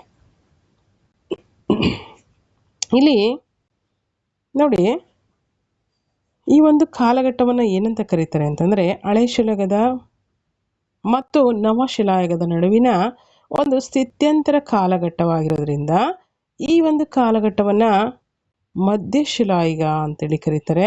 ಈ ಕಾಲದ ಮಾನವರು ದೊಡ್ಡ ದೊಡ್ಡ ಶಿಲಾ ಉಪಕರಣಗಳ ಬದಲು ಕೌಶಲ್ಯ ಭರಿತವಾಗಿರ್ತಕ್ಕಂಥ ಕಿರು ಶಿಲಾಯುಧಗಳನ್ನು ಬಳಸೋದಕ್ಕೆ ಆರಂಭ ಮಾಡ್ತಾರೆ. ಸೊ ಹಾಗಾಗಿ ಈ ಕಾಲಘಟ್ಟವನ್ನು ಏನಂತ ಕರಿತೀವಿ ಅಂತಂದರೆ, ಸೂಕ್ಷ್ಮ ಶಿಲಾಯುಗ ಅಥವಾ ಮಿಸೋಲಿಥಿಕ್ ಏಜ್ ಅಂತಲೂ ಕೂಡ ಕರೆಯಲಾಗ್ತದೆ. ಹಾಗಾಗಿ ಏನಂತ ಕರಿತೀವಿ, ಈ ಒಂದು ಕಾಲಘಟ್ಟದಲ್ಲಿ ದೊಡ್ಡ ದೊಡ್ಡ ಶಿಲಾ ಉಪಕರಣಗಳನ್ನು ಹಳೆಯ ಒಂದು ಶಿಲಾಯುಗದಲ್ಲಿ ಬಳಸ್ತಾ ಇದ್ರು. ಈ ಒಂದು ಮಧ್ಯಶಿಲಾಯುಗದಲ್ಲಿ ಸಣ್ಣ ಸಣ್ಣದಾಗಿರ್ತಕ್ಕಂಥ ಶಿಲೆಗಳನ್ನು ಬಳಕೆ ಮಾಡಿ ಏನು ಮಾಡ್ತಾ ಇದ್ರು, ಈ ಒಂದು ಅವರಿಗೆ ಬೇಕಾಗಿರ್ತಕ್ಕಂಥ ಉಪಕರಣಗಳನ್ನು ಬಳಕೆಯನ್ನು ಮಾಡೋದಕ್ಕೋಸ್ಕರ, ಉಪಕರಣಗಳನ್ನು ತಯಾರು ಮಾಡೋದಕ್ಕೋಸ್ಕರ ಚಿಕ್ಕ ಚಿಕ್ಕ ಶಿಲಾಯುಧಗಳನ್ನು ಬಳಕೆ ಮಾಡ್ತಾ ಇದ್ರು. ಸೊ ಹಾಗಾಗಿ ಈ ಕಾಲಘಟ್ಟವನ್ನು ಸೂಕ್ಷ್ಮ ಶಿಲಾಯುಗ ಅಂತಲೂ ಕೂಡ ಕರೆಯಲಾಗಿದೆ. ಯಾವ ಯುಗವನ್ನು? ಮಧ್ಯಶಿಲಾಯುಗ ಅಥವಾ ಮಿಸೋಲಿಥಿಕ್ ಏಜನ್ನು ಸೂಕ್ಷ್ಮ ಶಿಲಾಯುಗ ಅಥವಾ ಮಿಸೋಲಿಥಿಕ್ ಏಜ್ ಅಂತಲೂ ಕೂಡ ಇದನ್ನು ಕರೀತಾರೆ. ಹಾಗೆ ಇಲ್ಲಿ ಈ ಒಂದು ಕಿರು ಆಯುಧಗಳನ್ನು ಬಾಣದ ತುದಿಗೆ ಅಥವಾ ಕಟ್ಟಿಗೆಯ ತುದಿಗೆ ಸಿಕ್ಕಿಸಿ ಭರ್ಜಿಯಂತೆ ಬಳಸಿ ಬೇಟೆಯನ್ನು ಮಾಡ್ತಾಯಿದ್ರು. ಪ್ರಾಣಿಗಳನ್ನು ಬೇಟೆಯಾಡಲಿಕ್ಕೆ ಇವುಗಳನ್ನು ಬಳಕೆ ಮಾಡ್ತಾಯಿದ್ರು. ಕಾಡಿನಲ್ಲಿ ಧಾನ್ಯಗಳನ್ನು ಆಹಾರಕ್ಕಾಗಿ ಸಂಗ್ರಹವನ್ನು ಮಾಡುವಂಥ ಕೆಲಸವನ್ನು ಕೂಡ ಅವುಗಳಿಂದ ಆಗ್ತಾ ಇತ್ತು. ಹಾಗೆ ಧಾನ್ಯಗಳಾಗಲಿ ಬೇಟೆಯಾಗಲಿ ನಿರಂತರವಾಗಿ ದೊರಕ್ತಾ ಇರಲಿಲ್ಲ. ಅನೇಕ ವೇಳೆ ಏನಾಗ್ತಿತ್ತು, ಅವರು ಹಸಿವಿನಿಂದ ಕಾಲ ಕಳೆಯುವಂಥ ಪರಿಸ್ಥಿತಿ ಅವರಿಗೆ ಬರ್ತಾ ಇತ್ತು. ಸೊ ಅದಕ್ಕಾಗಿ ಏನು ಮಾಡ್ತಾರೆ, ಅವರು ಮುಂದೆ ಅವರು ಕಂಡುಕೊಂಡಂಥ ಮಾರ್ಗ ಎಂಥದ್ದು ಅಂದರೆ ನೋಡಿ, ಬೇಟೆಯ ಸಂದರ್ಭದಲ್ಲಿ ಗಾಯಗೊಂಡು ಉಳಿದಂತಹ ಪ್ರಾಣಿಗಳಾಗಿರ್ಬೋದು, ಆ ಪ್ರಾಣಿಗಳನ್ನು ತಂದು ಏನು ಮಾಡ್ತಾಯಿದ್ರು, ಅಥವಾ ದೊರೆತಂಥ ಮರಿಗಳನ್ನಾಗಿರ್ಬೋದು ತಂದು ತಮ್ಮೊಟ್ಟಿಗೆ ಸಾಕೋದಕ್ಕೆ ಆರಂಭ ಮಾಡ್ತಾರೆ. ನೋಡಿ ಯಾವ ರೀತಿ ಮಾನವನ ವಿಕಸನ ಆಗುತ್ತೆ, ಯಾವ ರೀತಿ ಬದಲಾವಣೆಯನ್ನು ಹೊಂದುತ್ತಾನೆ ಅನ್ನೋದನ್ನು ಈ ಅಂಶಗಳ ಮುಖಾಂತರ ನಾವಿಲ್ಲಿ ಗಮನಿಸಬೇಕಾಗತ್ತೆ. ಒಂದು ವಿಧದಲ್ಲಿ ಈ ಪ್ರಾಣಿಗಳು ಅವರಿಗೆ ಕಾಯ್ದಿರಿಸಿದಂತಹ ತುರ್ತು ಕಾಲದ ಆಹಾರಗಳಾಗಿ ಬದಲಾವಣೆ ಆಗ್ತದೆ. ಇವುಗಳು ಏನಾಗುತ್ತೆ, ಮುಂದೆ ನಿಧಾನವಾಗಿ ಹಂತವಾಗಿ ಪಶುಪಾಲನೆಗೆ ಚಾಲನೆಯನ್ನು ಕೊಟ್ಟಂತಾಗುತ್ತೆ. ಅಂದರೆ ಪ್ರಾಣಿಗಳ ಸಾಕಾಣಿಕೆಗೂ ಕೂಡ ಚಾಲನೆ ಕೊಟ್ಟಂತಾಗುತ್ತೆ. ಮಧ್ಯಶಿಲಾಯುಗದ ಮಾನವರು ತಮ್ಮ ಮತ್ತು ಪಶುಗಳ ಆಹಾರಕ್ಕಾಗಿ ನಿರಂತರವಾಗಿ ಅಲೆದಾಡ್ತಾ ಇದ್ರು. ಬಿಡುವಿನ ವೇಳೆಗಳಲ್ಲಿ ಬೀಡು ಬಿಟ್ಟಂಥ ಸ್ಥಳಗಳ ಕಲ್ಲಾಸರೆಗಳ ಮೇಲೆ ಚಿತ್ರಗಳನ್ನು ಕೂಡ ಅವರು ಬಿಡಿಸ್ತಾ ಇದ್ರು. ಪ್ರಾಣಿಗಳ ಚರ್ಮಗಳನ್ನು ತಮ್ಮ ಮೇಲುದಿಕೆಗಳಾಗಿ ಬಳಕೆಯನ್ನು ಮಾಡ್ತಾ ಇದ್ರು. ಹಾಗೆ ಅಂದರೆ ಅವರಿಗೆ ಚರ್ಮಗಳನ್ನು ಡ್ರೆಸ್ಗಳಾಗಿ ಬಳಕೆಯನ್ನು ಮಾಡ್ತಾಯಿದ್ರು, ಉಡುಪುಗಳಾಗಿ ಬಳಕೆಯನ್ನು ಮಾಡಿದ್ದಂಥದ್ದು. ನೆಕ್ಸ್ಟ್ ಏನಾಯಿತು, ಬೆಂಕಿಯ ಪರಿಚಯ ಚೆನ್ನಾಗಿ ಗೊತ್ತಾಯಿತು. ಈಗ ಆಲ್ರೆಡಿ ನಾವು ನೋಡಿದ್ವಿ, ಹಳೆ ಶಿಲಾಯುಗದ ಅಂತ್ಯದಲ್ಲೇ ಬೆಂಕಿಯ ಪರಿಚಯ ಆಗಿರುತ್ತೆ. ಹಾಗಾಗಿ ಇನ್ನೂ ಚೆನ್ನಾಗಿ ಬೆಂಕಿಯ ಪರಿಚಯವನ್ನು ತಿಳ್ಕೊಂಡ್ರು.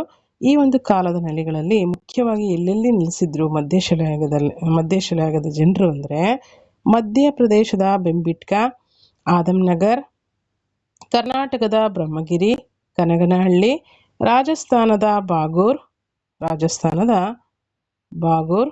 ಗಣೇಶ್ವರ್, ಹಾಗೆ ಪಶ್ಚಿಮ ಬಂಗಾಳದ ಬೀರ್ಬಾನ್ಪುರ್, ಆಂಧ್ರ ಪ್ರದೇಶದ ವಾನ್ಪಸಾರಿ, ಉತ್ತರ ಪ್ರದೇಶದ ಸರಾಯ್ ನಹರ್ರಾಯ್,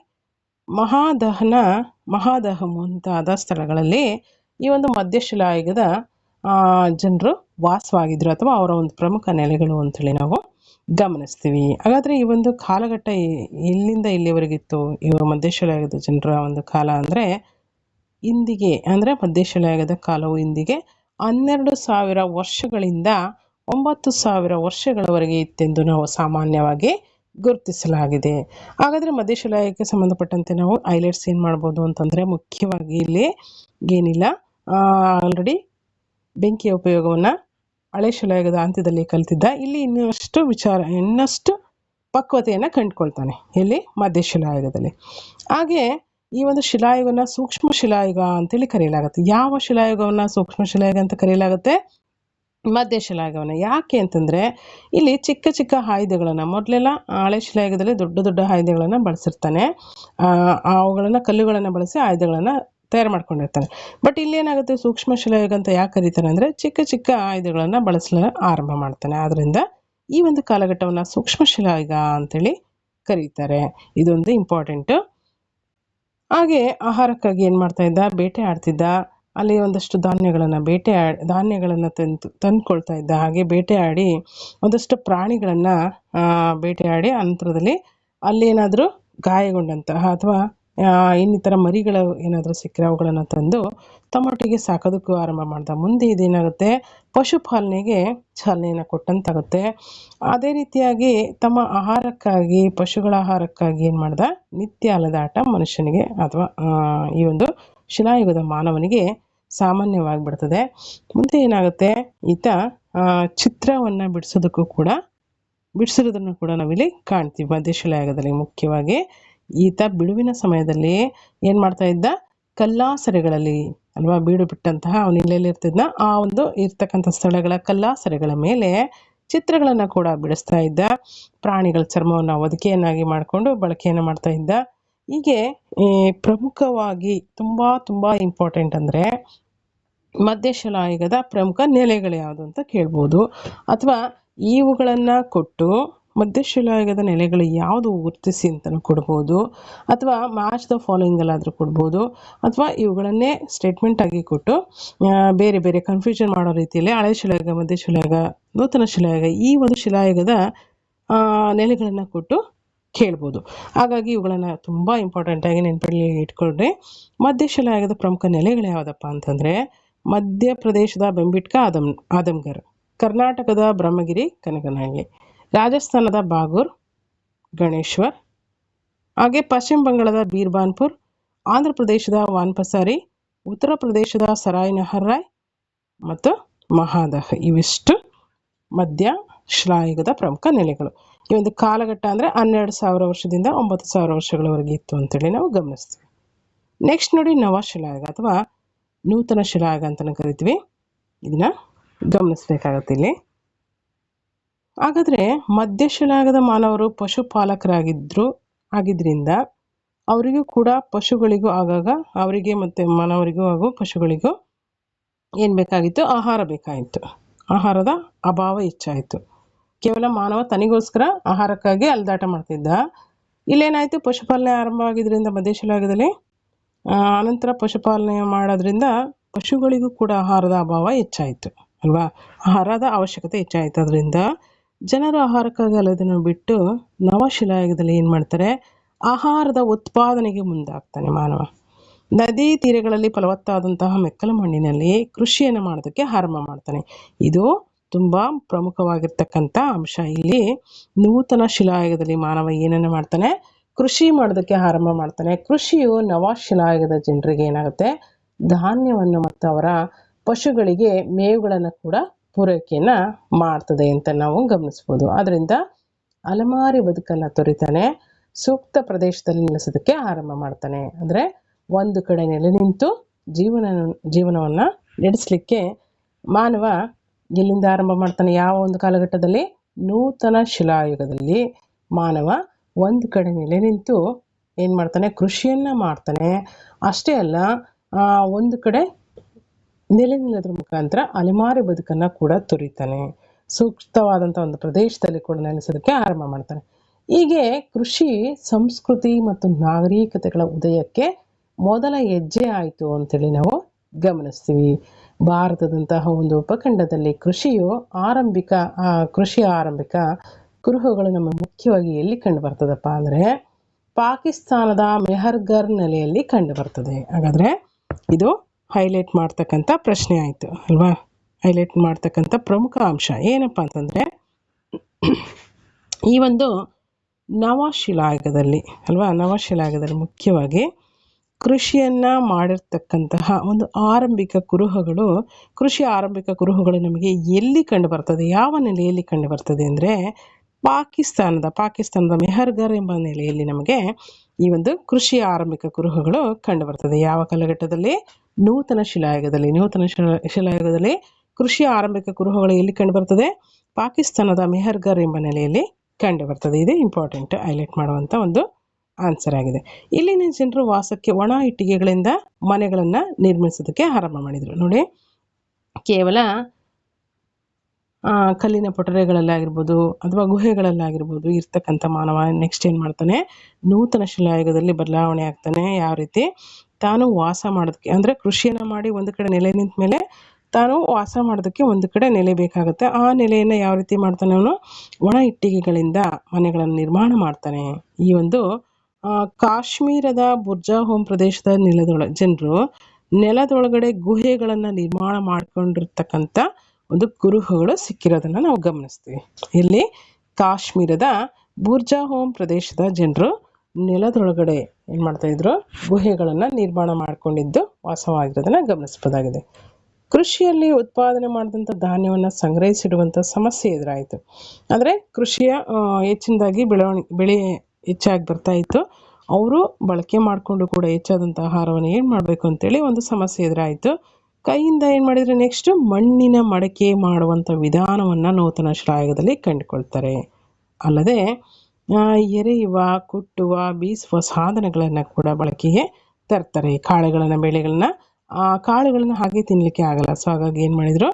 ಎರೆಯುವಂಥ, ಕುಟ್ಟುವಂಥ, ಬೀಸುವಂಥ ಸಾಧನಗಳನ್ನು ಕೂಡ ಬಳಕೆಯನ್ನು ಮಾಡೋದಕ್ಕೆ ಆರಂಭ ಮಾಡ್ತಾರೆ. ಈ ಕಾಲಘಟ್ಟದಲ್ಲಿ ಆರಂಭಿಕ ಹಳ್ಳಿಗಳು ಕೂಡ ಏನಾಯಿತು? ಏಳಿಗೆಗೆ ಬಂದವು ಅಲ್ವಾ? ಕೃಷಿಯನ್ನು ಮಾಡೋದಕ್ಕೆ ಆರಂಭ ಮಾಡಿದ ಮೇಲೆ ಏನು ಮಾಡ್ತಾನೆ? ಒಂದು ಕಡೆ ನೆಲೆ ನಿಂತಾನೆ. ಅನಂತರದಲ್ಲಿ ಮನೆಗಳನ್ನು ಇಟ್ಟಿಗೆಗಳಿಂದ ಕಟ್ಟೋದಕ್ಕೆ ಆರಂಭ ಮಾಡ್ತಾನೆ. ಹಾಗಾಗಿ ಏನಾಯಿತು? ಮುಂದೆ ಈ ರೀತಿ ಮುಂದುವರೆದಿದ್ದರಿಂದನೇ ಆರಂಭಿಕ ಹಳ್ಳಿಗಳ ಉದಯಕ್ಕೆ ಇದು ಕಾರಣ ಆಗುತ್ತೆ. ಚಕ್ರದ ಪರಿಚಯವಾದ ನಂತರದಲ್ಲಿ ಅಲ್ವಾ, ಗುಣಾತ್ಮಕ ಮತ್ತು ವೈವಿಧ್ಯಮಯವಾದಂಥ ಮಡಿಕೆಗಳ ತಯಾರಿಕೆಗೂ ಕೂಡ ಇದು ಸಾಧ್ಯವಾಗುತ್ತೆ. ಮುಂದೆ ಅವರಿಗೆ ಚಕ್ರದ ಪರಿಚಯ ಆಗುತ್ತೆ. ಚಕ್ರದ ಪರಿಚಯ ಆದ ನಂತರದಲ್ಲಿ ಪ್ರಮುಖವಾಗಿ ಗುಣಾತ್ಮಕವಾಗಿರ್ತಕ್ಕಂಥ, ತುಂಬ ವೈವಿಧ್ಯಮಯವಾಗಿರ್ತಕ್ಕಂಥ ಮಡಿಕೆಗಳ ಒಂದು ತಯಾರಿಕೆ ಕೂಡ ಆರಂಭವನ್ನು ಮಾಡ್ತಾರೆ. ಈ ಒಂದು ಕಾಲಘಟ್ಟದಲ್ಲಿನ ಕಲ್ಲಿನ ಆಯುಧಗಳನ್ನು ಚೆನ್ನಾಗಿ ಉಜ್ಜಿ ನಯಗೊಳಿಸಿ ಬಳಸೋದಕ್ಕೆ ಕೂಡ ಇದನ್ನ ಆರಂಭ ಮಾಡ್ತಾರೆ. ತುಂಬ ಶಾರ್ಪ್ ಮಾಡ್ಕೊತಾರೆ. ಅದೇ ಕಲ್ಲುಗಳನ್ನು ತುಂಬ ಶಾರ್ಪ್ ಮಾಡಿಬಿಟ್ಟು ಉಜ್ಜಿ ನೈಸ್ ಮಾಡಿ ಅವುಗಳನ್ನು ಬಳಕೆ ಮಾಡೋದಕ್ಕೆ ಆರಂಭ ಮಾಡ್ತಾರೆ. ಹಾಗೆ ಬಳ್ಳಾರಿ ಸಮೀಪದ ಸಂಗನಕಲ್ಲು, ಯಾವುದು? ಬಳ್ಳಾರಿ ಸಮೀಪದ ಸಂಗನಕಲ್ಲು ಈ ರೀತಿಯ ಆಯುಧ ಉತ್ಪಾದನಾ ನೆಲೆಯಾಗಿತ್ತು. ಅಂದರೆ ಇಲ್ಲಿನ ಕಲ್ಲಿನ ಆಯುಧಗಳನ್ನು ಏನು ಮಾಡ್ತಾ ಇದ್ರು? ಉಜ್ಜಿ ನಯಗೊಳಿಸ್ತಾ ಇದ್ರು ಅಂತ ಹೇಳಿದ್ವಿ. ಈ ರೀತಿ ಉಜ್ಜಿ ನಯಗೊಳಿಸಿದಂತಹ ಆಯುಧಗಳು ಎಲ್ಲಿ ಸಿಕ್ಕಿದೆ ಅಂತಂದರೆ ಬಳ್ಳಾರಿ ಸಮೀಪದ ಸಂಗನಕಲ್ಲು ಎಂಬಂಥ ಒಂದು ಸ್ಥಳದಲ್ಲಿ ಆಯುಧಗಳ ಉತ್ಪಾದನಾ ನೆಲೆ ಸಿಕ್ಕಿದೆ ಅಂತ ನಾವು ಹೇಳ್ಬೋದು.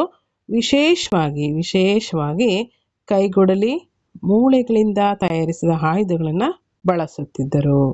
ಹಾಗೆ ಇಲ್ಲಿನ ಒಂದು ನವಶಿಲಾಯುಗದ ನೆಲೆಗಳನ್ನು ನಾವು ನೋಡೋದಾದರೆ ಕರ್ನಾಟಕದ ಬನಹಳ್ಳಿ, ಬ್ರಹ್ಮಗಿರಿ, ಬೂದಿಹಾಳ, ಅಳ್ಳೂರು, ಪಿಕ್ಲಿಹಾಳ, ಟಿ ನರಸೀಪುರ, ಉತ್ನೂರು ಇವಿಷ್ಟು ಕರ್ನಾಟಕದಲ್ಲಿ ನವಶಿಲಾಯುಗದ ನೆಲೆಗಳು. ಯಾವ್ಯಾವುದು?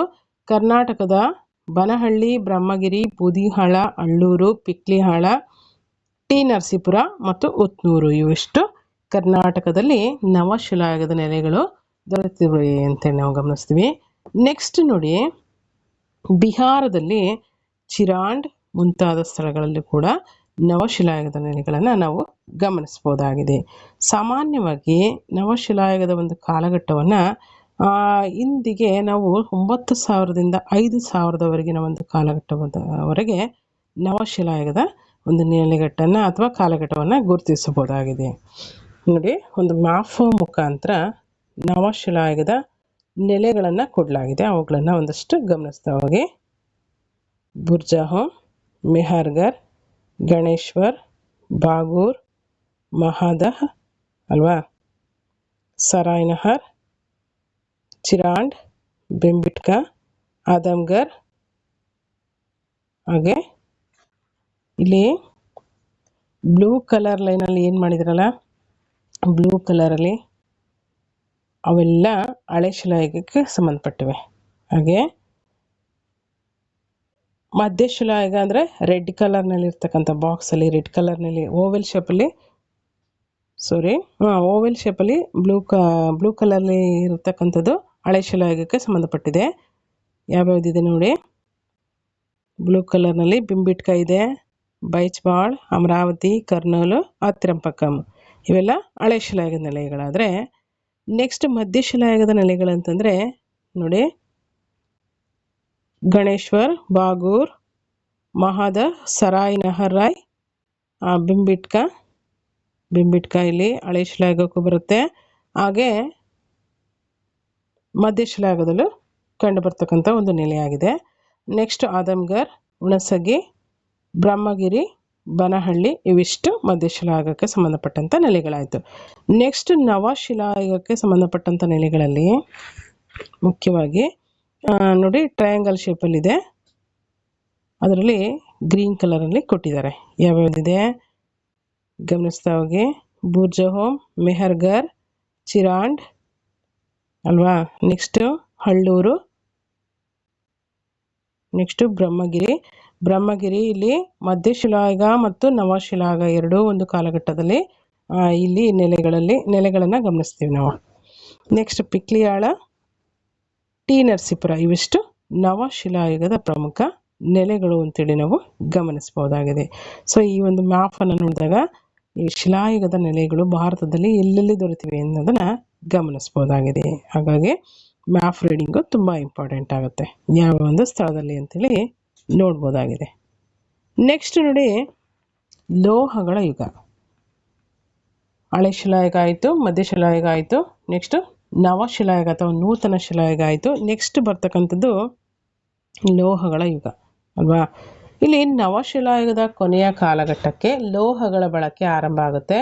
ಮೊದಲು ಮಾನವರು ಬಳಕೆ ಮಾಡಿದಂಥ ಲೋಹ ಯಾವುದಪ್ಪ ಅಂದರೆ ತಾಮ್ರ.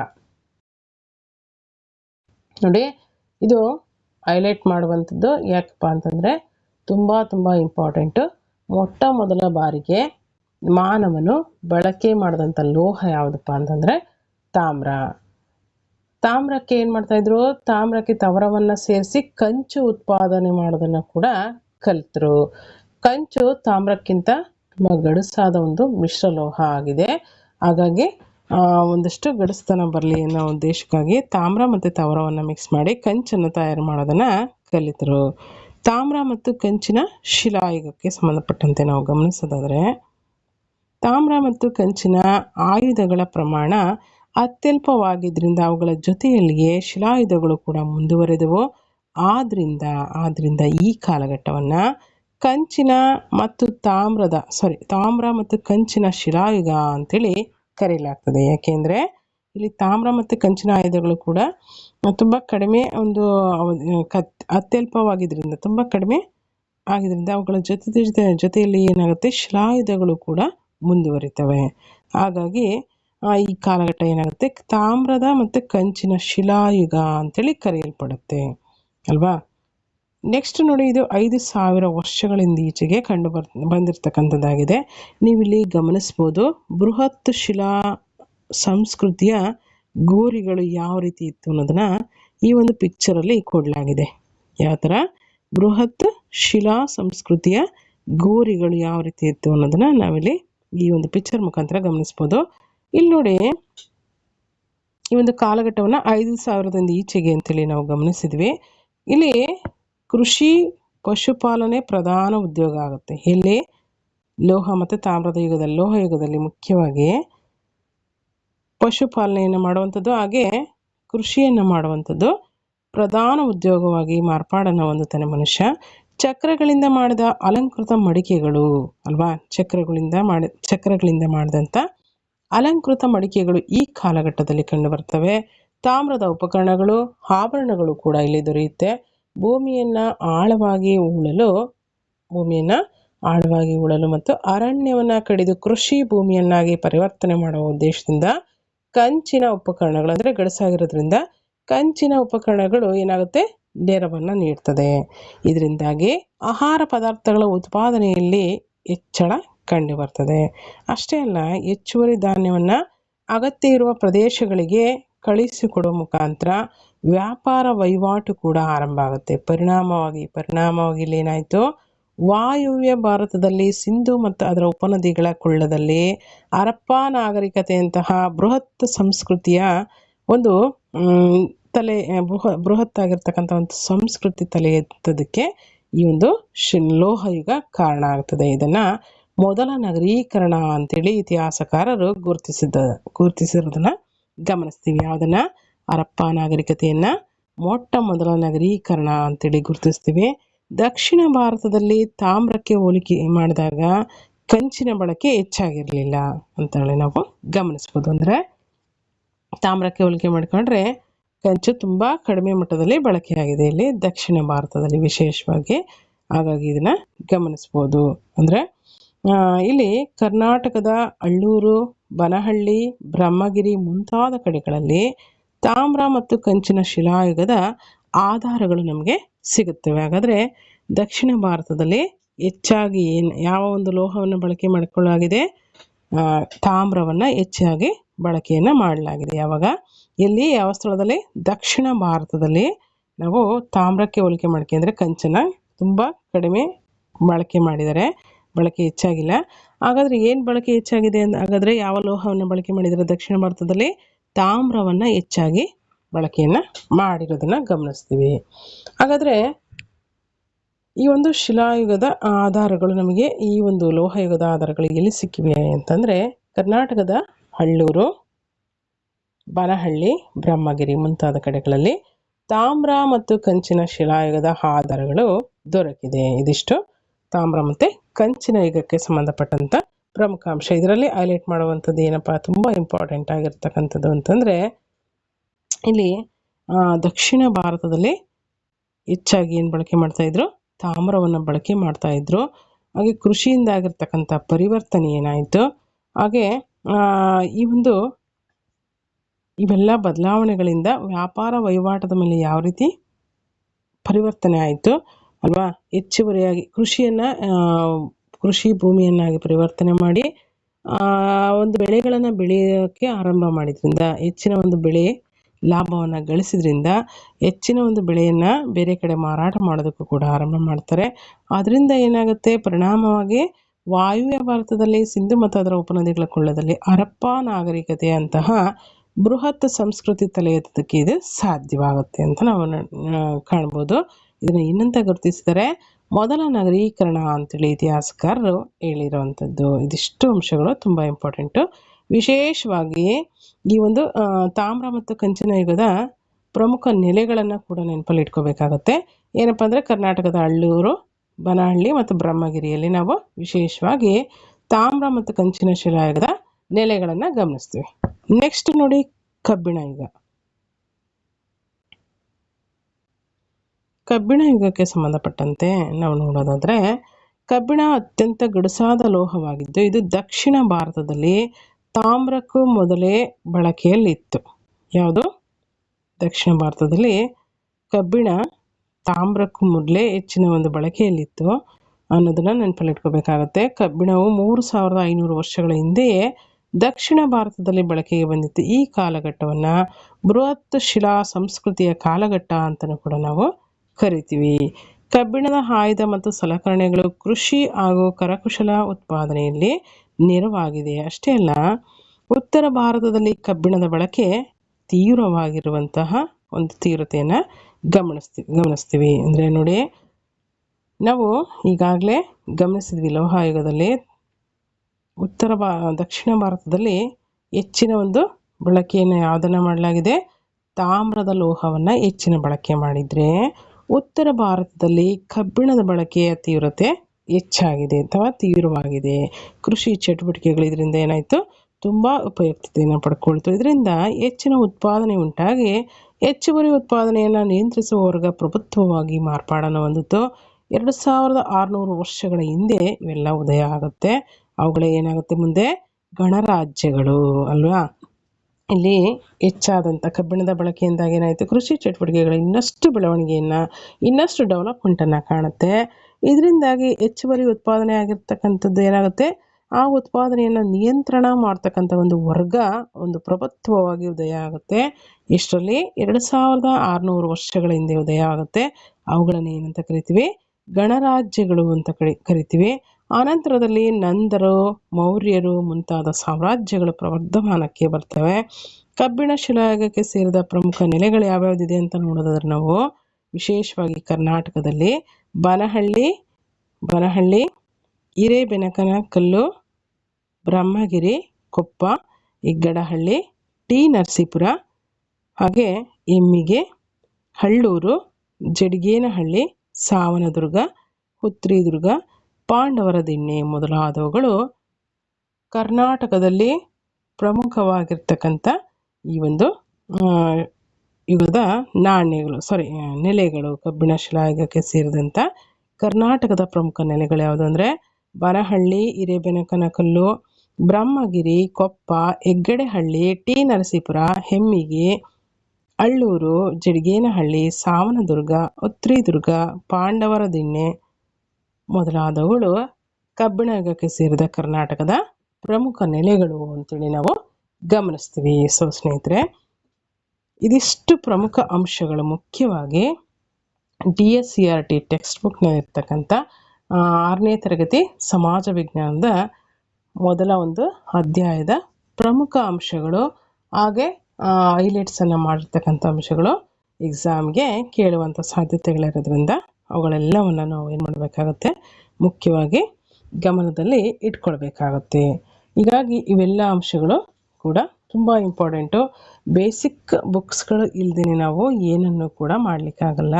ಹಾಗಾಗಿ ಬೇಸಿಕ್ ಬುಕ್ಸ್ಗಳ ಒಂದು ಮೊರೆ ಹೋಗುವಂಥದ್ದು ನಮಗೆ ತುಂಬ ಇಂಪಾರ್ಟೆಂಟ್ ಅಂತೇಳಿ ನಾವು ಈ ಮುಖಾಂತರ ತಿಳ್ಕೊಬೋದಾಗುತ್ತೆ. ನೋಡಿ, ಯಾರೆಲ್ಲ GPSTR, PSTR, HSTRಗೆ ಸ್ಟಡಿ ಮಾಡ್ತಿದ್ದೀರಾ, ಅದೇ ರೀತಿಯಾಗಿ ಬೇರೆ ಬೇರೆ VAಗಾಗಿರ್ಬೋದು ಅಲ್ವಾ, VA ಎಕ್ಸಾಮ್ಗಾಗಿರ್ಬೋದು, ಅಥವಾ ಈ ಒಂದು ಬೇರೆ ಬೇರೆ ಎಕ್ಸಾಮ್ಗಳು ಏನಂದರೆ ಮುರಾರ್ಜಿ ಎಕ್ಸಾಮ್ ಆಗಿರ್ಬೋದು, ಇನ್ನಿತರೆ PC, PSI ಅಲ್ವಾ, ಬೇರೆ ಬೇರೆ ನೀವು ಎಕ್ಸಾಮ್ಗಳಿಗೂ ಪ್ರಿಪ್ರೇಷನ್ ಮಾಡ್ತಾಯಿದ್ರು ಕೂಡ 6 to 12th ಇರ್ತಕ್ಕಂಥ ಎಲ್ಲ ಒಂದು ಬೇಸಿಕ್ ಬುಕ್ಸ್ಗಳು ನಿಮಗೆ ತುಂಬ ಯೂಸ್ಫುಲ್ ಆಗುತ್ತೆ. ವಿಶೇಷವಾಗಿ GK ಒಳಗಡೆ ಕರ್ನಾಟಕದ ಇತಿಹಾಸ ಮತ್ತು ಸಂಸ್ಕೃತಿ, ಭಾರತದ ಇತಿಹಾಸ ಮತ್ತು ಸಂಸ್ಕೃತಿ, ಅದೇ ರೀತಿಯಾಗಿ ಮತ್ತು ನಾವು ವಿಶೇಷವಾಗಿ ಪ್ರಪಂಚದ ಇತಿಹಾಸ ಮತ್ತು ಅದರ ಒಂದು ಕಾಲಾನುಕ್ರಮ, ಇನ್ನಿತರ ವಿಚಾರಗಳು ಏನೆಲ್ಲ ಈ ಒಂದು ಟೀಚರ್ ಎಕ್ಸಾಮಲ್ಲಿ ವಿಶೇಷವಾಗಿ GK ಪೇಪರಲ್ಲಿ ಕೊಟ್ಟಿದ್ದಾರೆ, ಅವೆಲ್ಲವೂ ಕೂಡ ತುಂಬಾ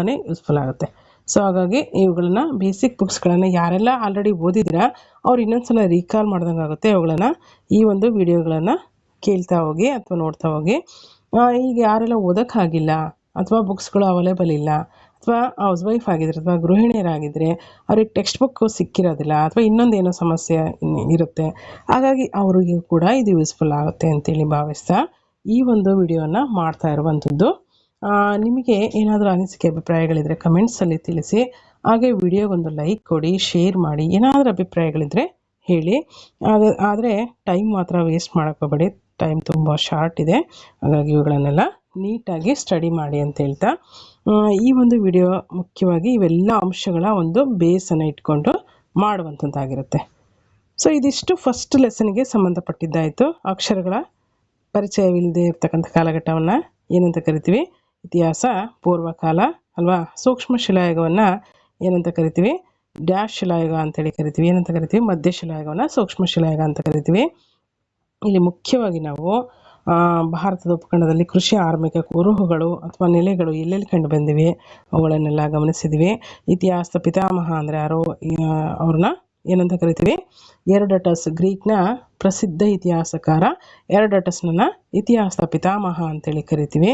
ಹಾಗೆ ಇತಿಹಾಸದ ಪ್ರಮುಖ ಕಾಲಗಳು ಅಥವಾ ಕಾಲಘಟ್ಟಗಳು, ಹಳೆ ಶಿಲಾಯುಗದ ಮಾನವನ ಉಪಕರಣಗಳು ಎಲ್ಲೆಲ್ಲಿದೆ, ಯಾವ್ಯಾವುದಿದೆ, ಹಾಗೆ ಕೃಷಿ ಮಾಡಲು ಯಾವ ಯುಗದಲ್ಲಿ ಆತ ಆರಂಭ ಮಾಡ್ದ ಅಲ್ವಾ, ವಿಶೇಷವಾಗಿ ಮಾನವ ಬಳಸಿದಂಥ ಲೋಹ ಯಾವುದು, ಇವುಗಳಿಗೆ ಇತಿಹಾಸದ ಪ್ರಮುಖ ಆಧಾರಗಳು ಯಾವುದಿದೆ, ಪುರಾತತ್ವ ಆಧಾರಗಳಿಗೆ ಉದಾಹರಣೆಗಳು, ಇವೆಲ್ಲ ಅಂಶಗಳನ್ನು ಮುಖ್ಯವಾಗಿ ಇಲ್ಲಿವರೆಗೆ ಏನು ಮಾಡಿದ್ವಿ, ನಾವು ಡಿಸ್ಕಷನನ್ನು ಮಾಡಿದ್ವಿ. ಹಾಗೆ ಇಂಪಾರ್ಟೆಂಟ್ ಆಗಿರ್ತಕ್ಕಂಥ ವಿಚಾರಗಳನ್ನು ಹೈಲೈಟ್ಸ್ ಕೂಡ ಮಾಡಿದ್ವಿ. ಯಾವೆಲ್ಲ ಎಕ್ಸಾಮ್ಗೆ ಬರುವಂಥ ಸಾಧ್ಯತೆಗಳಿದೆ ಅಂತೇಳಿ ಕೂಡ ಡಿಸ್ಕಷನನ್ನು ಮಾಡಿದ್ವಿ ಇನ್ ಡೀಟೇಲ್ ಆಗಿ. ಅವುಗಳನ್ನು ನೀಟಾಗಿ 1 or 2 ಟೈಮ್ ಏನು ಮಾಡಿರಿ, ನೀವು ವರ್ಕ್ ಮಾಡೋವಂಥ ಟೈಮಲ್ಲಿ ಆಗಿರ್ಬೋದು ಅಥವಾ ಬೇರೆ ಇನ್ಯಾವುದೋ ಟೈಮಲ್ಲಿ ಆಗಿರ್ಬೋದು, 1 ಸಲ 2 ಸಲ 3 ಸಲ ನೀವು ಅವುಗಳನ್ನು ನೀಟಾಗಿ ಆಲಿಸೋದ್ರಿಂದ ಅಥವಾ ಈ ವಿಡಿಯೋಗಳನ್ನು ನೋಡೋದ್ರಿಂದ ಏನಾಗುತ್ತೆ, ರೀಕಾಲ್ ಆಗುತ್ತೆ, ಇನ್ನೊಂದಷ್ಟು ರಿವೈಸ್ ಮಾಡ್ದಂಗೆ ಆಗುತ್ತೆ. ಸೊ ಹಾಗಾಗಿ ಈ ಒಂದು ವಿಡಿಯೋಗಳನ್ನು ಮಾಡ್ತಿರುವಂಥ ಉದ್ದೇಶ ಆಗಿದೆ. ಸೊ ಇದಿಷ್ಟು ಫಸ್ಟ್ ಲೆಸನ್ಗೆ ಸಂಬಂಧಪಟ್ಟಂತ ಆಯಿತು. ನೆಕ್ಸ್ಟ್ ನೋಡೋಣ ಸೆಕೆಂಡ್ ಲೆಸನ್. ಸಾಧ್ಯವಾದಷ್ಟು ಈ ಒಂದು 2 ಲೆಸನನ್ನು ಈ ಒಂದು ವಿಡಿಯೋದಲ್ಲಿ ಮುಗಿಸುವಂಥ ಪ್ರಯತ್ನವನ್ನು ಮಾಡೋಣ. ನೆಕ್ಸ್ಟ್ ರಿಮೈನಿಂಗ್ ಇರ್ತಕ್ಕಂಥ ಲೆಸನ್ಗಳನ್ನು ನೆಕ್ಸ್ಟ್ ಒಂದು ವಿಡಿಯೋದಲ್ಲಿ ಗಮನಿಸ್ತಾ ಹೋಗೋಣ.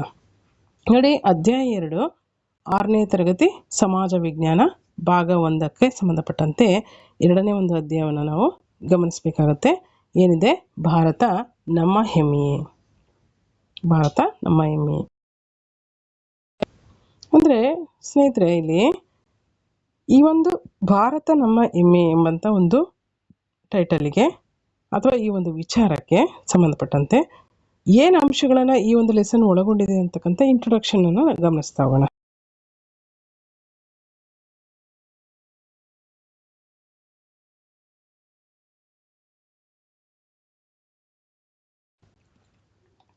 ಈ ಒಂದು ಲೆಸನ್ ಏನೆಲ್ಲ ಅಂಶಗಳನ್ನು ಒಳಗೊಂಡಿದೆ ಅಂದರೆ, ನಮ್ಮ ದೇಶದ ಹಿರಿಮೆ ಗರಿಮೆಗಳ ಬಗ್ಗೆ ಅರಿವನ್ನು ಮೂಡಿಸುವಂಥದ್ದು ಮಕ್ಕಳಲ್ಲಿ.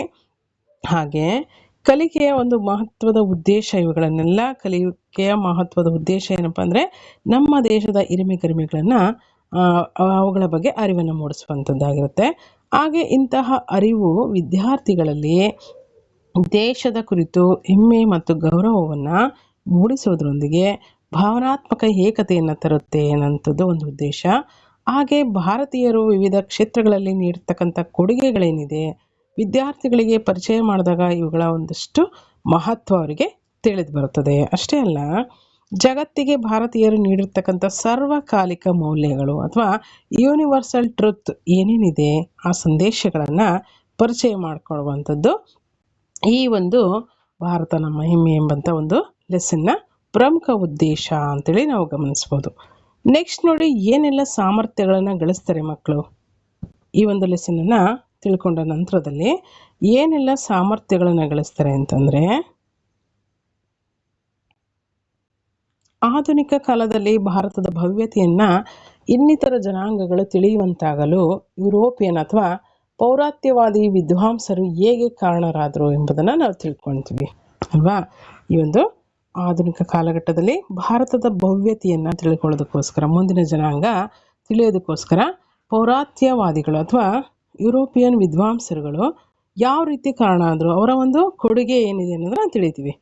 ಎರಡನೇದಾಗಿ ನೋಡಿ, ಜ್ಞಾನ ವಿಜ್ಞಾನ ಮತ್ತಿತರ ಕ್ಷೇತ್ರಗಳಲ್ಲಿ ಭಾರತೀಯರು ಮಾಡಿರ್ತಕ್ಕಂಥ ಸಾಧನೆಗಳನ್ನು, ನಮ್ಮ ದೇಶದ ಬಗ್ಗೆ ಹೆಮ್ಮೆ ಪಡುವಂಥ ವಿಚಾರಗಳನ್ನು ತಿಳಿಸುವಂಥದ್ದು. ನೆಕ್ಸ್ಟ್ ಏನು ಸಾಮರ್ಥ್ಯ ಬರುತ್ತೆ ಅಂದರೆ, ಈ ಲೆಸನನ್ನು ಓದೋದ್ರಿಂದ ಭಾರತೀಯರು ವಿಶ್ವ ನಾಗರಿಕತೆಗೆ ಕೊಟ್ಟಿರ್ತಕ್ಕಂತಹ ಸರ್ವಕಾಲಿಕ ಮೌಲ್ಯಗಳು ಯೂನಿವರ್ಸಲ್ ಟ್ರುತ್ತನ್ನು ಗುರುತಿಸಿ ಪ್ರಪಂಚದ ಸನ್ನಿವೇಶದಲ್ಲಿ ಮಾನವ ಕುಲಕ್ಕೆ ಇವೆಷ್ಟು ಸಂಗತವಾಗಿದೆ ಎಂಬಂಥ ಅಂಶಗಳನ್ನು ಅರ್ಥ ಮಾಡಿಕೊಳ್ಳುವಂಥದ್ದು. ಇದಿಷ್ಟು ಸಾಮರ್ಥ್ಯಗಳನ್ನು ಈ ಮಕ್ಕಳು ತಿಳ್ಕೊಳ್ತಾರೆ ಈ ಒಂದು ಲೆಸನನ್ನು ಓದೋದ್ರಿಂದ ಅಥವಾ ಈ ಒಂದು ಲೆಸನನ್ನು ಅರ್ಥೈಸ್ಕೊಳ್ಳೋದ್ರಿಂದ ಅಂತಕ್ಕಂಥ ವಿಚಾರಗಳು. ಹಾಗಾದರೆ ಇಲ್ಲಿ ಪಾಠವನ್ನು ಪ್ರವೇಶ ಮಾಡೋದಕ್ಕೆ ಯಾವ ರೀತಿ ಮಾಡ್ತಾ ಇದ್ದಾರೆ ಅಂದರೆ, ಮಕ್ಕಳು ಮತ್ತು ಮೇಡಮ್ ಅಥವಾ ಶಿಕ್ಷಕಿಯ ಮಧ್ಯದಲ್ಲಿ ಒಂದು ಸಂಭಾಷಣೆ ರೀತಿಯಲ್ಲಿ ಈ ಒಂದು ಪಾಠವನ್ನು ಸ್ಟಾರ್ಟ್ ಮಾಡಲಾಗಿದೆ. ಮೇಡಮ್, ನಾವೇಕೆ ದೇಶದ ಬಗ್ಗೆ ಹೆಮ್ಮೆ ಪಡಬೇಕು ಅಂತೇಳಿ ಸತೀಶ್ ಎಂಬಂಥ ಒಬ್ಬ ಸ್ಟೂಡೆಂಟ್, ಒಂದು ಮಗು ಏನು ಮಾಡುತ್ತೆ, ಸಹಜವಾಗಿ ಒಂದು ಪ್ರಶ್ನೆಯನ್ನು ಕೇಳುತ್ತೆ ಶಿಕ್ಷಕಿಗೆ. ಶಿಕ್ಷಕಿ ಅದಕ್ಕೆ ಉತ್ತರವನ್ನು ನೀಟಾಗಿ ನೀಡ್ತಾರೆ. ಏನಂತ ನೀಡ್ತಾರೆ ಅಂತಂದರೆ ನೋಡಿ, ಜನನಿ ಜನ್ಮಭೂಮಿಷ್ಠ ಸ್ವರ್ಗಾದಪಿ ಗರೀಯಸಿ, ಜನನಿ ಜನ್ಮಭೂಮಿಷ್ಠ ಸ್ವರ್ಗಾದಪಿ ಗರೀಯಸಿ. ಈ ಮಾತು ಏನನ್ನ ತಿಳಿಸ್ಕೊಡುತ್ತೆ, ಏನನ್ನ ಒಳಗೊಂಡಿದೆ, ಯಾವ ವಿಚಾರಕ್ಕೆ ಸಂಬಂಧಪಟ್ಟಿದೆ, ಹೀಗೆ ಏನಾದರೂ ಒಂದು ಕೇಳ್ಬೋದು ಅಲ್ವಾ. ಯಾವ ರೀತಿ ಬೇಕಾದರೂ ತಿರುಚಿ ಕೇಳಿದ್ರೂ ಕೂಡ ಒಂದೇ ಆನ್ಸರು. ತಾಯಿ ಮತ್ತು ತಾಯಿನಾಡು ಸ್ವರ್ಗಕ್ಕಿಂತಲೂ ಮಿಗಿಲಾದದ್ದು ಎಂಬಂತಹ ಒಂದು ವಿಚಾರವನ್ನು ಈ ಒಂದು ಸ್ಟೇಟ್ಮೆಂಟು ತಿಳಿಸ್ಕೊಡುತ್ತೆ ಅನ್ನೋದನ್ನು ನಾವು ಗಮನಿಸ್ಬೋದು. ಭಾರತದ ಅಂದರೆ ಶಿಕ್ಷಕಿ ಹೇಳ್ತಾರೆ ಸ್ಟೂಡೆಂಟ್ಗೆ ಈ ಒಂದು ಅರ್ಥವನ್ನು, ಭಾರತದ ಭೂಮಿಯ ಬಗೆಗಿನ ಗೌರವ ಅಂತಕ್ಕದ್ದು ವಿಶ್ವವ್ಯಾಪಿಯಾಗಿದ್ದು, ಇದು ಒಂದೊಂದು ದೇಶದ ಜನರು ಒಂದೊಂದು ಬಗೆಯಲ್ಲಿ ಅದನ್ನು ಕಲ್ಪಿಸಿಕೊಳ್ತಾರೆ. ಭಾರತವು ಕೂಡ ಅನೇಕ ಪುರಾತನ ನಾಗರಿಕತೆಗಳಲ್ಲಿ ಮಾತೃ ದೇವತೆಯ ಆರಾಧನೆಗೆ ಹೆಚ್ಚಿನ ಒಂದು ಆದ್ಯತೆಯನ್ನು ನೀಡಿತ್ತು ಅಂತೇಳಿ ನಾವು ಗಮನಿಸ್ಬೋದು. ಹಾಗೆ ಮಾನವ ಯಾವ ರೀತಿ ಇದ್ದ ಹಿಂದೆ ಫಸ್ಟ್ ಲೆಸನಲ್ಲಿ ನಾವು ಈಗ ಆಲ್ರೆಡಿ ಗಮನಿಸಿದ್ದೀವಿ. ಏನಂತ, ಅಲೆಮಾರಿಯಾಗಿದ್ದ ಮಾನವ ಆದಿ ಮಾನವನಾಗಿದ್ದ. ಒಂದೆಡೆ ಅನಂತರದಲ್ಲಿ ಏನು ಮಾಡ್ದ, ಅಲೆಮಾರಿ ಜೀವನವನ್ನು ಮಾಡ್ತಿದ್ದಂಥ ಆದಿ ಮಾನವ ಒಂದೆಡೆ ವಾಸ ಮಾಡೋದಕ್ಕೆ ಆರಂಭ ಮಾಡ್ದ. ಅನಂತರ ಗ್ರಾಮ ಜೀವನ ಆರಂಭ ಆಯಿತು. ಗ್ರಾಮಗಳು ವಿಕಾಸವಾದಂಗೆ ಏನಾಯಿತು, ಗ್ರಾಮಗಳ ವಿಕಾಸ ಹೊಂದಂತೆ ಹೊಸ ರಾಜ್ಯಾಡಳಿತ ಮಾದರಿಗಳು ಹುಟ್ಟಿಕೊಳ್ತವೆ. ಕಾಲ ಸರಿದಂತೆ ಗ್ರಾಮಗಳು ಒಂದುಗೂಡಿ ರಾಜ್ಯವಾಗುತ್ತೆ, ರಾಜ್ಯಗಳು ಬೆರೆತು ಸಾಮ್ರಾಜ್ಯವಾಗುತ್ತೆ.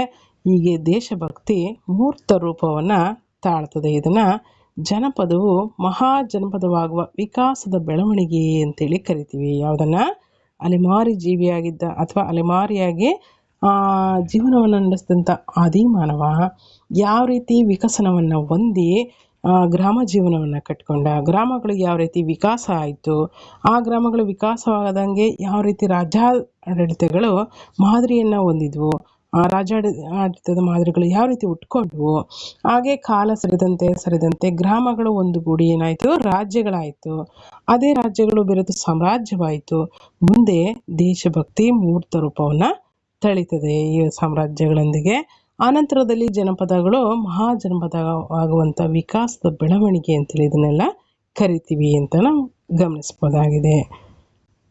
ಹಾಗಾದರೆ ಭಾರತ ದೇಶಕ್ಕೆ ಬೇರೆ ಬೇರೆ ರೀತಿಯ ಹೆಸರುಗಳನ್ನ ಕೊಡಲಾಗಿದೆ. ನಾವಿದನ್ನ ಈ ಒಂದು PUC ಬುಕ್ಸ್ಗಳಲ್ಲಿ ಮುಖ್ಯವಾಗಿ ಇನ್ ಡೀಟೇಲ್ಡ್ ಆಗಿ ನೋಡ್ತೀವಿ. ಅಂದರೆ ಭಾರತ ದೇಶಕ್ಕಿರುವಂತಹ ಬೇರೆ ಬೇರೆ ಹೆಸರುಗಳು ಯಾವ್ಯಾವುದು ಅಂತೇಳಿ ನಾವು ಮುಖ್ಯವಾಗಿ PUC ಬುಕ್ಸಲ್ಲಿ ಗಮನಿಸಿದ್ವಿ. ಯಾರೆಲ್ಲ ಫಸ್ಟ್ PUC ಮತ್ತು ಸೆಕೆಂಡ್ PUCಗೆ ಸಂಬಂಧಪಟ್ಟಂಥ ವಿಡಿಯೋ ಸರಣಿಗಳನ್ನು ನೋಡಿಲ್ಲ, ಅವುಗಳನ್ನು ಕೂಡ ಈ ಬೇಸಿಕ್ ಬುಕ್ಸ್ಗಳನ್ನು ಓದಿದವರು ಅವುಗಳನ್ನು ಕೂಡ ವಾಚ್ ಮಾಡಿ, ಅಥವಾ ಓದೇ ಇದ್ರೂ ಕೂಡ ವಾಚ್ ಮಾಡಿ. ತುಂಬಾ ಯೂಸ್ಫುಲ್ ಆಗುತ್ತೆ.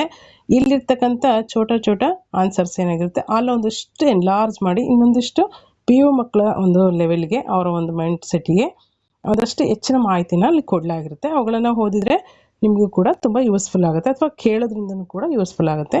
ಆ ಒಂದು ವಿಡಿಯೋಗಳನ್ನು ಕೂಡ ವಾಚ್ ಮಾಡಿ ಅಂತ ಹೇಳ್ತೀನಿ. ಹಾಗೆ ನೋಡಿ, ಈ ಒಂದು ಭಾರತ ದೇಶಕ್ಕೆ ಅನೇಕ ಹೆಸರುಗಳಿಂದ ಕರೀತಾರೆ.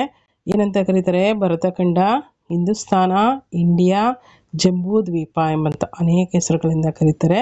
ಈ ಒಂದು ಶೀರ್ಷಿಕೆಯನ್ನು ಸೂಚಿಸುವಂತಹ ಹಾಗೆ ಭಾರತವು ಪ್ರಾಚೀನ ಕಾಲದಿಂದಲೂ ವಿವಿಧ ಹೆಸರುಗಳಿಂದ ಕರೆಯಲ್ಪಟ್ಟಿದೆ. ವಿಶೇಷವಾಗಿ ಭಾರತ ಎಂಬ ಹೆಸರಿನಿಂದ ವ್ಯಾಪಕವಾಗಿ ಇದು ಬಳಕೆ ಮಾಡಲ್ಪಟ್ಟಿದೆ. ನಮ್ಮ ಸಂವಿಧಾನ ಇದನ್ನು ಕೂಡ ಒಪ್ಕೊಂಡಿದೆ. ನಮ್ಮ ದೇಶಕ್ಕೆ ಭಾರತ ಎಂಬ ಹೆಸರು ಹೇಗೆ ಬಂತು ಅಂತೇಳಿ ನಾವು ತಿಳ್ಕೊಳ್ಳೋದಾದರೆ, ಪುರಾಣಗಳ ಪ್ರಕಾರ ನಾವು ನೋಡೋದಾದರೆ ಮುಖ್ಯವಾಗಿ ಪ್ರಥಮ ತೀರ್ಥಂಕರರಾದಂತಹ ಋಷಭನಾಥನ ಹಿರಿಯ ಮಗನಾದಂಥ ಯಾರು, ಭರತನೆಂಬಂಥ ಹಿರಿಯ ಮಗ ಇರ್ತಾನೆ. ಯಾರಿಗೆ, ಪ್ರಥಮ ತೀರ್ಥಂಕರನಾದ ಜೈನ ಧರ್ಮದ ಪ್ರಥಮ ತೀರ್ಥಂಕರನಾದಂಥ ಋಷಭನಾಥನಿಗೆ ಹಿರಿಯ ಮಗ ಇರ್ತಾನೆ. ಯಾರು, ಭರತ ಎಂಬಂಥವನು. ಭರತ ಬಾಹುಬಲಿ ಅಂತ ಇರ್ತಾರೆ, ಅದರಲ್ಲಿ ಭರತ ಹಿರಿಯವನಾಗಿರ್ತಾನೆ. ಓರ್ವ ರಾಜನಾಗಿದ್ದು ಈತನ ಆಳ್ವಿಕೆ ಮಾಡಿದಂಥ ಒಂದು ನಾಡು ಭರತಖಂಡ ಅಥವಾ ಭರತ ವರ್ಷ ಅಥವಾ ಭಾರತ ದೇಶ ಎನಿಸಿದೆ ಅಂತೇಳಿ ಹೇಳಲಾಗುತ್ತೆ. ಸುಮಾರು 3000 ವರ್ಷಗಳ ಹಿಂದೆ ಏನಾಯಿತು, ಪರ್ಷಿಯಾ ದೇಶದ ಜನರು ಸಿಂಧೂ ನದಿ ಬಯಲಿನ ಜನರೊಂದಿಗೆ ಒಂದಷ್ಟು ಸಂಪರ್ಕಕ್ಕೆ ಬರ್ತಾರೆ. ಪರ್ಷಿಯನ್ರು ಅವರನ್ನು ಹಿಂದೂ ಅಂತೇಳಿ ಸಂಬೋಧನೆ ಅಥವಾ ಕರೀತಾರೆ. ಮುಂದೆ ಗ್ರೀಕರು ಭಾರತೀಯರೊಂದಿಗೆ ಸಂಪರ್ಕಕ್ಕೆ ಬರ್ತಾರೆ. ಅವರು ಬಳಸುವ ಕ್ರಮದಲ್ಲಿ ಮೌಖಿಕವಾಗಿ ಹಿಂದೂ ಪದವನ್ನು ಸಿಂಡೆಸ್ ನಂತರ ಇಂಡು ಅಂತೇಳಿ ಕರೀತಾರೆ. ಪರ್ಷಿಯನ್ರು ಏನಂತ ಕರೀತಾರೆ? ಪರ್ಷಿಯನ್ರು ನಮ್ಮ ದೇಶದ ಒಂದು ಜನರೊಂದಿಗೆ ಬೆರೆತು ಸಂಪರ್ಕಕ್ಕೆ ಬಂದು ಅವರು ಕೂಡ ಹಿಂದೂ ಅಂತೇಳಿ ಕರೆದ್ರು. ಹಾಗೆ ಗ್ರೀಕರು ಭಾರತೀಯರ ಸಂಪರ್ಕಕ್ಕೆ ಬಂದಾಗ ಏನಾಯಿತು, ಅವರ ಒಂದು ಕರೆದಿದ್ದು ಯಾವ ರೀತಿ ಅಂದರೆ ಹಿಂದೂ ಎಂಬ ಪದವನ್ನು ಸಿಂಡೆಸ್ ಅಂತೇಳಿ ಕರೆದ್ರು ಅಥವಾ ಇಂಡು ಅಂತೇಳಿ ಕರೆದರು. ಪರ್ಷಿಯನ್ನರ ಪ್ರವೇಶದೊಂದಿಗೆ ಹಿಂದೂ ಪದ ಮತ್ತೆ ಬಳಕೆಗೆ ಬಂತು. ಅವರು ಈ ದೇಶವನ್ನು ಹಿಂದೂಸ್ತಾನ, ಇಲ್ಲಿಯ ಜನರು ಹಿಂದೂಗಳು, ಅವರ ಧರ್ಮ ಹಿಂದೂ ಧರ್ಮ ಅಂತೇಳಿ ಕರೆದ್ರು. ಈ ಕರೆದವ್ರು ಯಾರು ಅಂತೇಳಿ ಕೇಳ್ಬೋದು. ಏನನ್ನ ಯಾರ ಪ್ರವೇಶದೊಂದಿಗೆ ಹಿಂದೂ ಪದ ಮತ್ತೆ ಬಳಕೆಗೆ ಬಂತು? ಮುಖ್ಯವಾಗಿ ಪರ್ಷಿಯನ್ನರ ಪ್ರವೇಶದೊಂದಿಗೆ. ಪರ್ಷಿಯನ್ನರು ಭಾರತ ದೇಶವನ್ನು ಅಥವಾ ಅವರ ಧರ್ಮವನ್ನು ಅಥವಾ ಜನರನ್ನು ಏನಂತ ಕರೆದಿದ್ದಾರೆ? ಭಾರತ ದೇಶವನ್ನು ಹಿಂದೂಸ್ತಾನ, ಇಲ್ಲಿಯ ಜನರನ್ನ ಹಿಂದೂಗಳು, ಅವರ ಧರ್ಮವನ್ನು ಹಿಂದೂ ಧರ್ಮ ಅಂತೇಳಿ ಕರೆದಿದ್ದಾರೆ. ಈಗಂತ ಕರೆದಿರೋರು ಯಾರು? ಪರ್ಷಿಯನ್ನರು. ಹೀಗೆ ಯಾವ ರೀತಿ ಬೇಕಾದ್ರೂ ಕ್ವಶನನ್ನು ಕೇಳ್ಬೋದು. ಹಾಗಾಗಿ ಇದಿಷ್ಟು ಪರ್ಷಿಯನರಿಗೆ ಮತ್ತು ಗ್ರೀಕರಿಗೆ ಸಂಬಂಧಪಟ್ಟಂತಾಯಿತು. ನೆಕ್ಸ್ಟ್ ನೋಡಿ, ಆಂಗ್ಲರ ಪ್ರಭಾವದಿಂದ ಏನು ಬದಲಾವಣೆ ಆಗುತ್ತೆ ನಮ್ಮ ದೇಶಕ್ಕೆ ಅಥವಾ ನಮ್ಮ ದೇಶದ ಒಂದು ಹೆಸರಿಗೆ ಅಥವಾ ಹಿಂದೂಗಳ ಒಂದು ಹಿಂದೂಯಿಸಮ್ ಯಾವ ರೀತಿ ಉದಯಿಸ್ತು ಅನ್ನೋದಕ್ಕೆ ಈ ಒಂದು ಅಂಶ ನಮಗೆ ಪ್ರಮುಖವಾಗುತ್ತೆ. ಅಂದರೆ ಆಂಗ್ಲರ ಪ್ರಭಾವದಿಂದಾಗಿ ಪಾಶ್ಚಾತ್ಯರಿಗೆ ಈ ಒಂದು ದೇಶಕ್ಕೆ ಏನಂತ ಹೆಸರು ಬಂದಿದೆ? ಇಂಡಿಯಾ. ಮತ್ತು ಹಿಂದೂ ಧರ್ಮವು ಹಿಂದೂಯಿಸಮ್ ಅಂತೇಳಿ ಮುಂದೆ ಕರೆಸ್ಕೊಳ್ಳುತ್ತೆ. ಯಾರ ಪ್ರಭಾವದೊಂದಿಗೆ? ಪಾಶ್ಚಾತ್ಯರಿಗೆ ಯಾರ ಒಂದು ಪ್ರಭಾವದಿಂದಾಗಿ ನಮ್ಮ ದೇಶಕ್ಕೆ ಇಂಡಿಯಾ ಎಂಬಂಥ ಒಂದು ಹೆಸರು ಬಂದಿದೆ? ಇಂಗ್ಲೀಷರ ಅಥವಾ ಆಂಗ್ಲರ ಪ್ರಭಾವದಿಂದ ನಮ್ಮ ದೇಶಕ್ಕೆ ಇಂಡಿಯಾ ಎಂಬಂಥ ಹೆಸರು ಬಂದಿದೆ. ಹಾಗೆ ಹಿಂದೂ ಧರ್ಮ ಏನಂತ ಕರೆಸಿಕೊಳ್ಳುತ್ತೆ? ಹಿಂದೂಯಿಸಮ್ ಅಂತೇಳಿ ಇವರ ಸಲುವಾಗಿ ಅಥವಾ ಆಂಗ್ಲರ ಪ್ರಭಾವದಿಂದ ಕರೆಸಿಕೊಳ್ತದೆ. ಇದಿಷ್ಟು ಗ್ರೀಕರು, ಪರ್ಷಿಯನ್ನರು ಮತ್ತು ಹಿಂದೂಗಳ ಪ್ರಭಾವದಿಂದ. ಹಾಗೆ ಪುರಾಣಗಳ ಪ್ರಕಾರ ಹಿಂದೂ ಧರ್ಮಕ್ಕೆ ಏನೆಲ್ಲ ಹೆಸರುಗಳಿತ್ತು, ಯಾವ ರೀತಿ ಅವರೆಲ್ಲ ಕರೆದಿದ್ದಾರೆ ಪರ್ಷಿಯನ್ನರು, ಗ್ರೀಕರು ಮತ್ತು ಇಂಗ್ಲೀಷರು ಅಂತೇಳಿ ಗಮನಿಸಿದ್ವಿ. ಇನ್ನೇ ಮುಂದೆ ಹೋಗ್ತಾ ಇನ್ನೂ ಹೆಚ್ಚಿನ ಒಂದು ಅಧ್ಯಯನವನ್ನು ಇದ್ರ ಬಗ್ಗೆ ಮಾಡ್ತಾ ಹೋಗ್ತೀವಿ. ಅಂದರೆ ಹೈಯರ್ ಕ್ಲಾಸಲ್ಲಿ ಗಮನಿಸ್ಬೋದಾಗುತ್ತೆ. ಅಲ್ಲೂ ಕೂಡ ಭಾರತದ ನೆಕ್ಸ್ಟ್ ಒಂದು ಪಾಯಿಂಟ್ ಇದೆ ನೋಡಿ. ಭಾರತದ ಅನನ್ಯತೆಯನ್ನು ಪರಿಚಯಿಸಿದಂಥ ಯುರೋಪಿಯನ್ನರು ಅಥವಾ ಪೌರಾತ್ಯರ ಬಗ್ಗೆ ನಾವು ಒಂದಿಷ್ಟು ತಿಳ್ಕೊಳ್ಳೇಬೇಕಾಗುತ್ತೆ. ಅನನ್ಯತೆ ಅಂದರೆ ಯೂನಿಕ್ ಅಲ್ವಾ? ಇನ್ನೊಂದು ದೇಶ ಈ ರೀತಿ ಇಲ್ಲ ಅಂತಕ್ಕಂಥ ವಿಚಾರವನ್ನು ತಿಳಿಸ್ಕೊಟ್ಟಂಥ ಯುರೋಪಿಯನ್ನರು ಯಾರ್ಯಾರು ಅಂತೇಳಿ ನಾವು ಗಮನಿಸ್ತೀವಿ. ಅನನ್ಯತೆಯನ್ನು ತೋರಿಸ್ಕೊಂಡಂಥವ್ರು ಯಾರು? ಕೆಲವು ಮಂದಿ ಆಂಗ್ಲ ವಿದ್ವಾಂಸರು ಈ ನೆಲದ ಪ್ರಾಚೀನ ಭವ್ಯತೆಯನ್ನು ಜಗತ್ತಿಗೆ ತೋರಿಸಿಕೊಡಲು ಕಾರಣರಾಗ್ತಾರೆ. ಅಂಥವರಲ್ಲಿ ಪ್ರಮುಖವಾಗಿ ಯಾರಪ್ಪ ಅಂದರೆ ವಿಲಿಯಂ ಜೋನ್ಸ್ರವರು ಪ್ರಮುಖರಾಗಿದ್ದಾರೆ. ಆಂಗ್ಲ ವಿದ್ವಾಂಸರಲ್ಲಿ ವಿಲಿಯಂ ಜೋನ್ಸ್ ಪ್ರಮುಖರು. ಇವರು ಯಾರಪ್ಪ ಅಂತಂದರೆ, ವಿಲಿಯಂ ಜೋನ್ಸ್ ಸುಪ್ರೀಂ ಕೋರ್ಟಿನ ನ್ಯಾಯಾಧೀಶರು, ಹಾಗೆ ಜೀನಿಯಸ್ ಕೂಡ, ಮೇಧಾವಿ ಮತ್ತು ಸಂಸ್ಕೃತವನ್ನು ಕಲಿತವರಾಗಿದ್ದರು. ಯಾರು? ವಿಲಿಯಂ ಜೋನ್ಸ್, ಆಂಗ್ಲ ವಿದ್ವಾಂಸ. ಇವರು ಏನಂತ ಹೇಳ್ತಾರೆ ಅಂದರೆ, ಇವರು ಒಂದು ಸ್ಟೇಟ್ಮೆಂಟ್ ಇದೆ, ಸಂಸ್ಕೃತ ಭಾಷೆಯ ನುಡಿಗಟ್ಟು ಅದ್ಭುತ ಎಂಬಂಥ ಒಂದು ಸ್ಟೇಟ್ಮೆಂಟನ್ನು ಕೊಟ್ಟವರು ಯಾರು?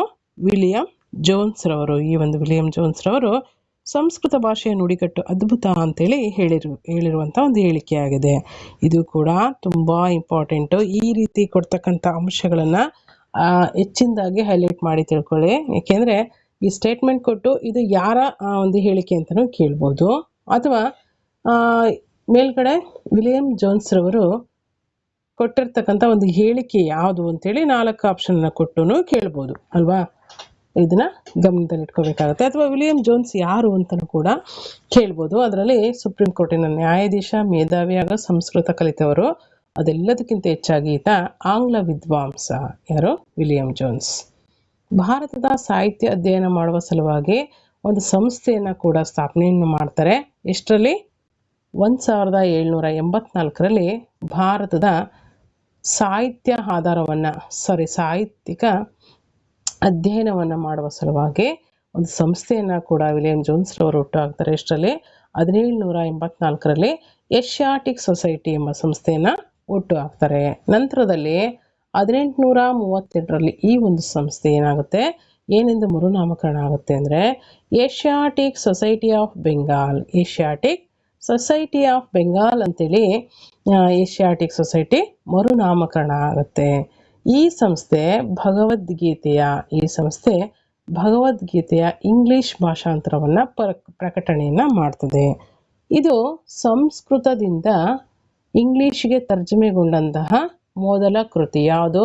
ಭಗವದ್ಗೀತೆ ಇಲ್ಲಿಂದ ಸಂಸ್ಕೃತದಿಂದ ಇಂಗ್ಲಿಷಿಗೆ ತರ್ಜಮೆಗೊಂಡಂತಹ, ಟ್ರಾನ್ಸ್ಲೇಷನ್ ಆದಂತಹ ಮೊಟ್ಟ ಮೊದಲ ಕೃತಿ ಯಾವುದಪ್ಪ ಅಂತಂದರೆ ಈ ಒಂದು ಭಗವದ್ಗೀತೆ ಕೃತಿಯಾಗಿದೆ. ವಿಲಿಯಂ ಜೋನ್ಸ್ ರವರು ಶಾಕುಂತಲ ಎಂಬಂತಹ ಮುಂತಾದ ಸಂಸ್ಕೃತ ಕೃತಿಗಳನ್ನು ಇಂಗ್ಲಿಷ್ನಲ್ಲೂ ಕೂಡ ಏನು ಮಾಡ್ತಾರೆ, ಸಿದ್ಧವನ್ನು ಮಾಡ್ತಾರೆ. ಇಂಗ್ಲಿಷ್ ಭಾಷೆಯಲ್ಲೂ ಕೂಡ ಸಿದ್ಧಗೊಳಿಸ್ತಾರೆ. ಮುಂದೆ ಏನಾಗುತ್ತೆ ನೋಡಿ, ಇದು ಫ್ರೆಂಚ್ ಮತ್ತು ಜರ್ಮನ್ ವಿದ್ವಾಂಸರಿಗೆ ಭಾರತೀಯ ಭಾಷೆ ಮತ್ತು ಸಂಸ್ಕೃತಿಯ ಅಧ್ಯಯನವನ್ನು ಮುಂದುವರಿಸಲಿಕ್ಕೆ ಈ ರೀತಿ ಏನಾಗುತ್ತೆ, ಇವರ ಒಂದು ಟ್ರಾನ್ಸ್ಲೇಷನ್ ಮಾಡಿರ್ತಕ್ಕಂಥ ಒಂದು ಕೃತಿಗಳ ಅಧ್ಯಯನ ತುಂಬ ಯೂಸ್ಫುಲ್ ಆಗುತ್ತೆ. ಯಾರಿಗೆ? ಫ್ರೆಂಚರಿಗೆ ಮತ್ತು ಜರ್ಮನ್ ವಿದ್ವಾಂಸರಿಗೆ ಭಾರತೀಯ ಭಾಷೆ ಮತ್ತು ಸಂಸ್ಕೃತಿಯ ಅಧ್ಯಯನಕ್ಕೆ ತುಂಬ ಯೂಸ್ಫುಲ್ ಆಗುತ್ತೆ. ಅದನ್ನು ಮುಂದುವರಿಸ್ತಾರೆ. ಸೊ ನೋಡಿ, ಇಲ್ಲಿ ಪ್ರಾಚೀನ ಭಾರತದ ಪ್ರಾಚೀನ ಸ್ಥಳನಾಮಗಳು ಮತ್ತು ಅವುಗಳ ಚಾರಿತ್ರಿಕ ಹಿನ್ನೆಲೆಯನ್ನು ಕೊಡಲಾಗಿದೆ. ಇಲ್ಲಿ ನಾವು ಮ್ಯಾಪಲ್ಲೂ ಕೂಡ ಗಮನಿಸಬೇಕಾಗತ್ತೆ, ಇಲ್ಲ ಅಂತಲ್ಲ. ಮ್ಯಾಪಲ್ಲೂ ಕೂಡ ನಾವು ಯಾವ್ಯಾವ ಸ್ಥಳಗಳು ಎಲ್ಲೆಲ್ಲಿ ಬರುತ್ತೆ ಅನ್ನೋದನ್ನು ನೋಡಿದರೆ ಮ್ಯಾಪ್ ರೀಡಿಂಗ್ ಮಾಡೋದ್ರಿಂದ ನಮಗೆ ತಿಳಿದು ಬರುತ್ತೆ. ಇವೆಲ್ಲವೂ ಕೂಡ ನಾವು ಇಂಪಾರ್ಟೆಂಟ್ಲಿ ಗಮನಿಸ್ಬೋದು ಅಲ್ವಾ. ಹಿಮಾಲಯ ಪರ್ವತ ಅಲ್ವಾ, ಕೈಲಾಸ, ಕಪಿಲವಸ್ತು, ಶ್ರಾವಸ್ತಿ, ಮಿಥಿಲ, ಅಯೋಧ್ಯ, ವಿದೇಹ, ಪಾಟಲಿಪುತ್ರ, ನೋಡಿ ಇವೆಲ್ಲ ಕೂಡ ನಾವು ಮುಖ್ಯವಾಗಿ ಗಮನಿಸಬೇಕಾಗುತ್ತೆ. ಪ್ರಮುಖವಾಗಿರ್ತಕ್ಕಂಥ ಸ್ಥಳಗಳು. ನಾವಿಲ್ಲಿ ಏನನ್ನು ಇಂಪಾರ್ಟೆಂಟಾಗಿ ನೋಡಬೇಕಾಗುತ್ತೆ ಅಂದರೆ, ಇಲ್ಲಿ ಕೇವಲ ಮ್ಯಾಪ್ ನೋಡಿದರೆ ಅಷ್ಟೇ ಅಲ್ಲ, ಮ್ಯಾಪಲ್ಲಿ ಯಾವ್ಯಾವ ಸ್ಥಳಗಳು ಎಲ್ಲೆಲ್ಲಿ ಬರುತ್ತೆ ಅನ್ನೋದನ್ನು ನಾವು ಐಡೆಂಟಿಫೈ ಮಾಡ್ಕೋಬೇಕಾಗುತ್ತೆ. ಅದು ಇಂಪಾರ್ಟೆಂಟ್. ಬಟ್ ನಾವಿಲ್ಲಿ ಏನನ್ನು ಹೈಲೈಟ್ ಮಾಡ್ಕೋಬೇಕಾಗತ್ತೆ ಅಂದರೆ ನೋಡಿ, ಭೂಪಟದಲ್ಲಿರ್ತಕ್ಕಂಥ ಪ್ರಾಚೀನ ಸ್ಥಳನಾಮಗಳಲ್ಲಿ ಮುಖ್ಯವಾಗಿಯೂ ಆ ಕಾಲದ ಶಾಸನಗಳಲ್ಲಿ ಕಂಡುಬರ್ತವೆ. ಹೆಚ್ಚಿನ ಸ್ಥಳನಾಮಗಳು ಬದಲಾವಣೆಯನ್ನು ಕೂಡ ಹೊಂದಿವೆ. ಅಂದರೆ ಫಾರ್ ಎಕ್ಸಾಂಪಲ್ ನೋಡಿ, ಮಗಧ ಏನಾಗಿದೆ, ಪ್ರಾಚೀನ ಹೆಸರಾಗಿರ್ತಕ್ಕಂಥ ಸ್ಥಳವಾಗಿರ್ತಕ್ಕಂಥ ಮಗಧ ಇಂದಿನ ಬಿಹಾರ್ ಆಗಿದೆ. ಪ್ರಾಚೀನ ಕಳಿಂಗ ಒಡಿಸ್ಸಾ ಆಗಿದೆ. ಚೇರ ಕೇರಳ ಆಗಿದೆ. ಇಂದ್ರಪ್ರಸ್ಥ ದೆಹಲಿ ಆಗಿದೆ. ಪ್ರಯಾಗ್ರಾಜ್ ಅಲಹಾಬಾದ್ ಆಗಿ ಬದಲಾವಣೆಯನ್ನು ಹೊಂದಿದೆ. ಒಂದಷ್ಟು ಸ್ಥಳನಾಮಗಳು ಬದಲಾವಣೆ ಆಗಿವೆ. ಆದರೆ ಇವುಗಳೆಲ್ಲ ಕೂಡ ಇಂದಿಗೂ ಕೂಡ ಉಳ್ಕೊಂಡಿದೆ ಅಂತ ನಾವು ಗಮನಿಸ್ಬೋದು. ಒಂದಷ್ಟು ಏನೂ ಬದಲಾವಣೆ ಆಗದಂಗೆ ಉಳ್ಕೊಂಡಿರ್ತಕ್ಕಂಥ ಹೆಸರುಗಳು ಯಾವ್ಯಾವುದಿದೆ ಅಂದರೆ ಸ್ಥಳಗಳು ಕಾಶ್ಮೀರ, ನೇಪಾಳ, ಕೈಲಾಸ, ಕುರುಕ್ಷೇತ್ರ, ಅಯೋಧ್ಯೆ, ಕಾಶಿ, ಮಥುರಾ ಸ್ಥಳನಾಮಗಳನ್ನು ನಾವು ಬದಲಿಸುವ ವಿದ್ಯಮಾನವು ಕಾಲಕ್ಕೆ ನಡೆದಿದೆ ಅಂತೇಳಿ ನಾವು ಗಮನಿಸ್ಬೋದು. ಈಗಲೂ ಕೂಡ ಬದಲಾವಣೆಗಳಿಗೆ ಒಂದಷ್ಟು ಒಡ್ಡಿದೆ, ಆದ್ರೂ ಕೂಡ ಬದಲಾಗದೆ ಹಾಗೆ ಉಳಿದಿರ್ತಕ್ಕಂಥ ಸ್ಥಳಗಳು ಇವೆಲ್ಲ ಅಂತ ನಾವು ನೋಡ್ಬೋದು. ಇವೆಲ್ಲ ನೋಡಿ, ಕಾಶ್ಮೀರ, ನೇಪಾಳ, ಕೈಲಾಸ, ಕುರುಕ್ಷೇತ್ರ, ಅಯೋಧ್ಯೆ, ಕಾಶಿ, ಮಥುರಾ ಈ ಸ್ಥಳಗಳು ಏನಾಗಿದೆ, ಇಂದಿಗೂ ಕೂಡ ಬದಲಾವಣೆ ಆಗದೆ ಉಳ್ಕೊಂಡಿದೆ. ಒಂದಷ್ಟು ಬದಲಾವಣೆ ಆಗಲಿಕ್ಕೆ ಪ್ರಯತ್ನಗಳು ನಡೆಸ್ತಾ ಇರ್ತಕ್ಕಂಥ ಅಂಶಗಳು ಅಥವಾ ಸ್ಥಳಗಳು ಯಾವ್ಯಾವುದು ಅಂದರೆ ನೋಡಿ, ಮದ್ರಾಸ್ ಚೆನ್ನೈ, ಪ್ರಯಾಗ್ರಾಜ್ ಅಲಹಾಬಾದ್, ಬರೋಡಾ ವಡೋದರಾ, ಬೊಂಬಾಯಿ ಮುಂಬೈ ಮುಂತಾದ ಇತ್ಯಾದಿ ವಿದ್ಯಮಾನದ ಅರಿವನ್ನು ಮೂಡಿಸುವ ಉದ್ದೇಶದಿಂದ ಪರಿಚಯಾತ್ಮಕವಾಗಿ ಈ ಒಂದು ಭೂಪಟದಲ್ಲಿರ್ತಕ್ಕಂಥ ಅಂಶಗಳನ್ನು ಕೊಡಲಾಗಿದೆ. ಯಾಕಾಗಿ ನೀವು ಭೂಪಟವನ್ನು ತಿಳ್ಕೋಬೇಕು ಅಥವಾ ಅಬ್ಸರ್ವ್ ಮಾಡಬೇಕಂದ್ರೆ ಇವೆಲ್ಲ ಅಂಶಗಳ ಒಂದು ಬದಲಾವಣೆ ಆಗಿರೋದನ್ನು ಗಮನಿಸೋದಕ್ಕೋಸ್ಕರ ಅಂತ ಕೊಟ್ಟಿದ್ದಾರೆ. ಇದಿಷ್ಟು ಒಂದಷ್ಟು ಸ್ಥಳಗಳು ಸ್ಥಳನಾಮಗಳು ಬದಲಾವಣೆಯನ್ನು ಹೊಂದಿದೆ. ಒಂದಷ್ಟು ಹಳೆಯ ಸ್ಥಳಗಳು ಅದೇ ರೀತಿಯಾಗಿ ಕಂಟಿನ್ಯೂ ಆಗಿದೆ ಅನ್ನೋದಕ್ಕೆ ಉದಾಹರಣೆ ಆಯಿತು. ನೆಕ್ಸ್ಟ್ ನೋಡಿ, ಹಾಗಾದರೆ ಗಣಿತ ಕ್ಷೇತ್ರಕ್ಕೆ ಭಾರತೀಯರು ಏನು ಕೊಡುಗೆಯನ್ನು ನೀಡಿದ್ದಾರೆ ಅನ್ನೋದನ್ನ ನಾವು ಗಮನಿಸಬೇಕಾಗುತ್ತೆ. ಇಲ್ಲಿ ಅಶೋಕನ ಶಿಲಾಲೇಖನಗಳಲ್ಲಿ ಅಂಕಿಗಳನ್ನು ವಿಪುಲವಾಗಿ ಬಳಸಲಾಗಿದೆ.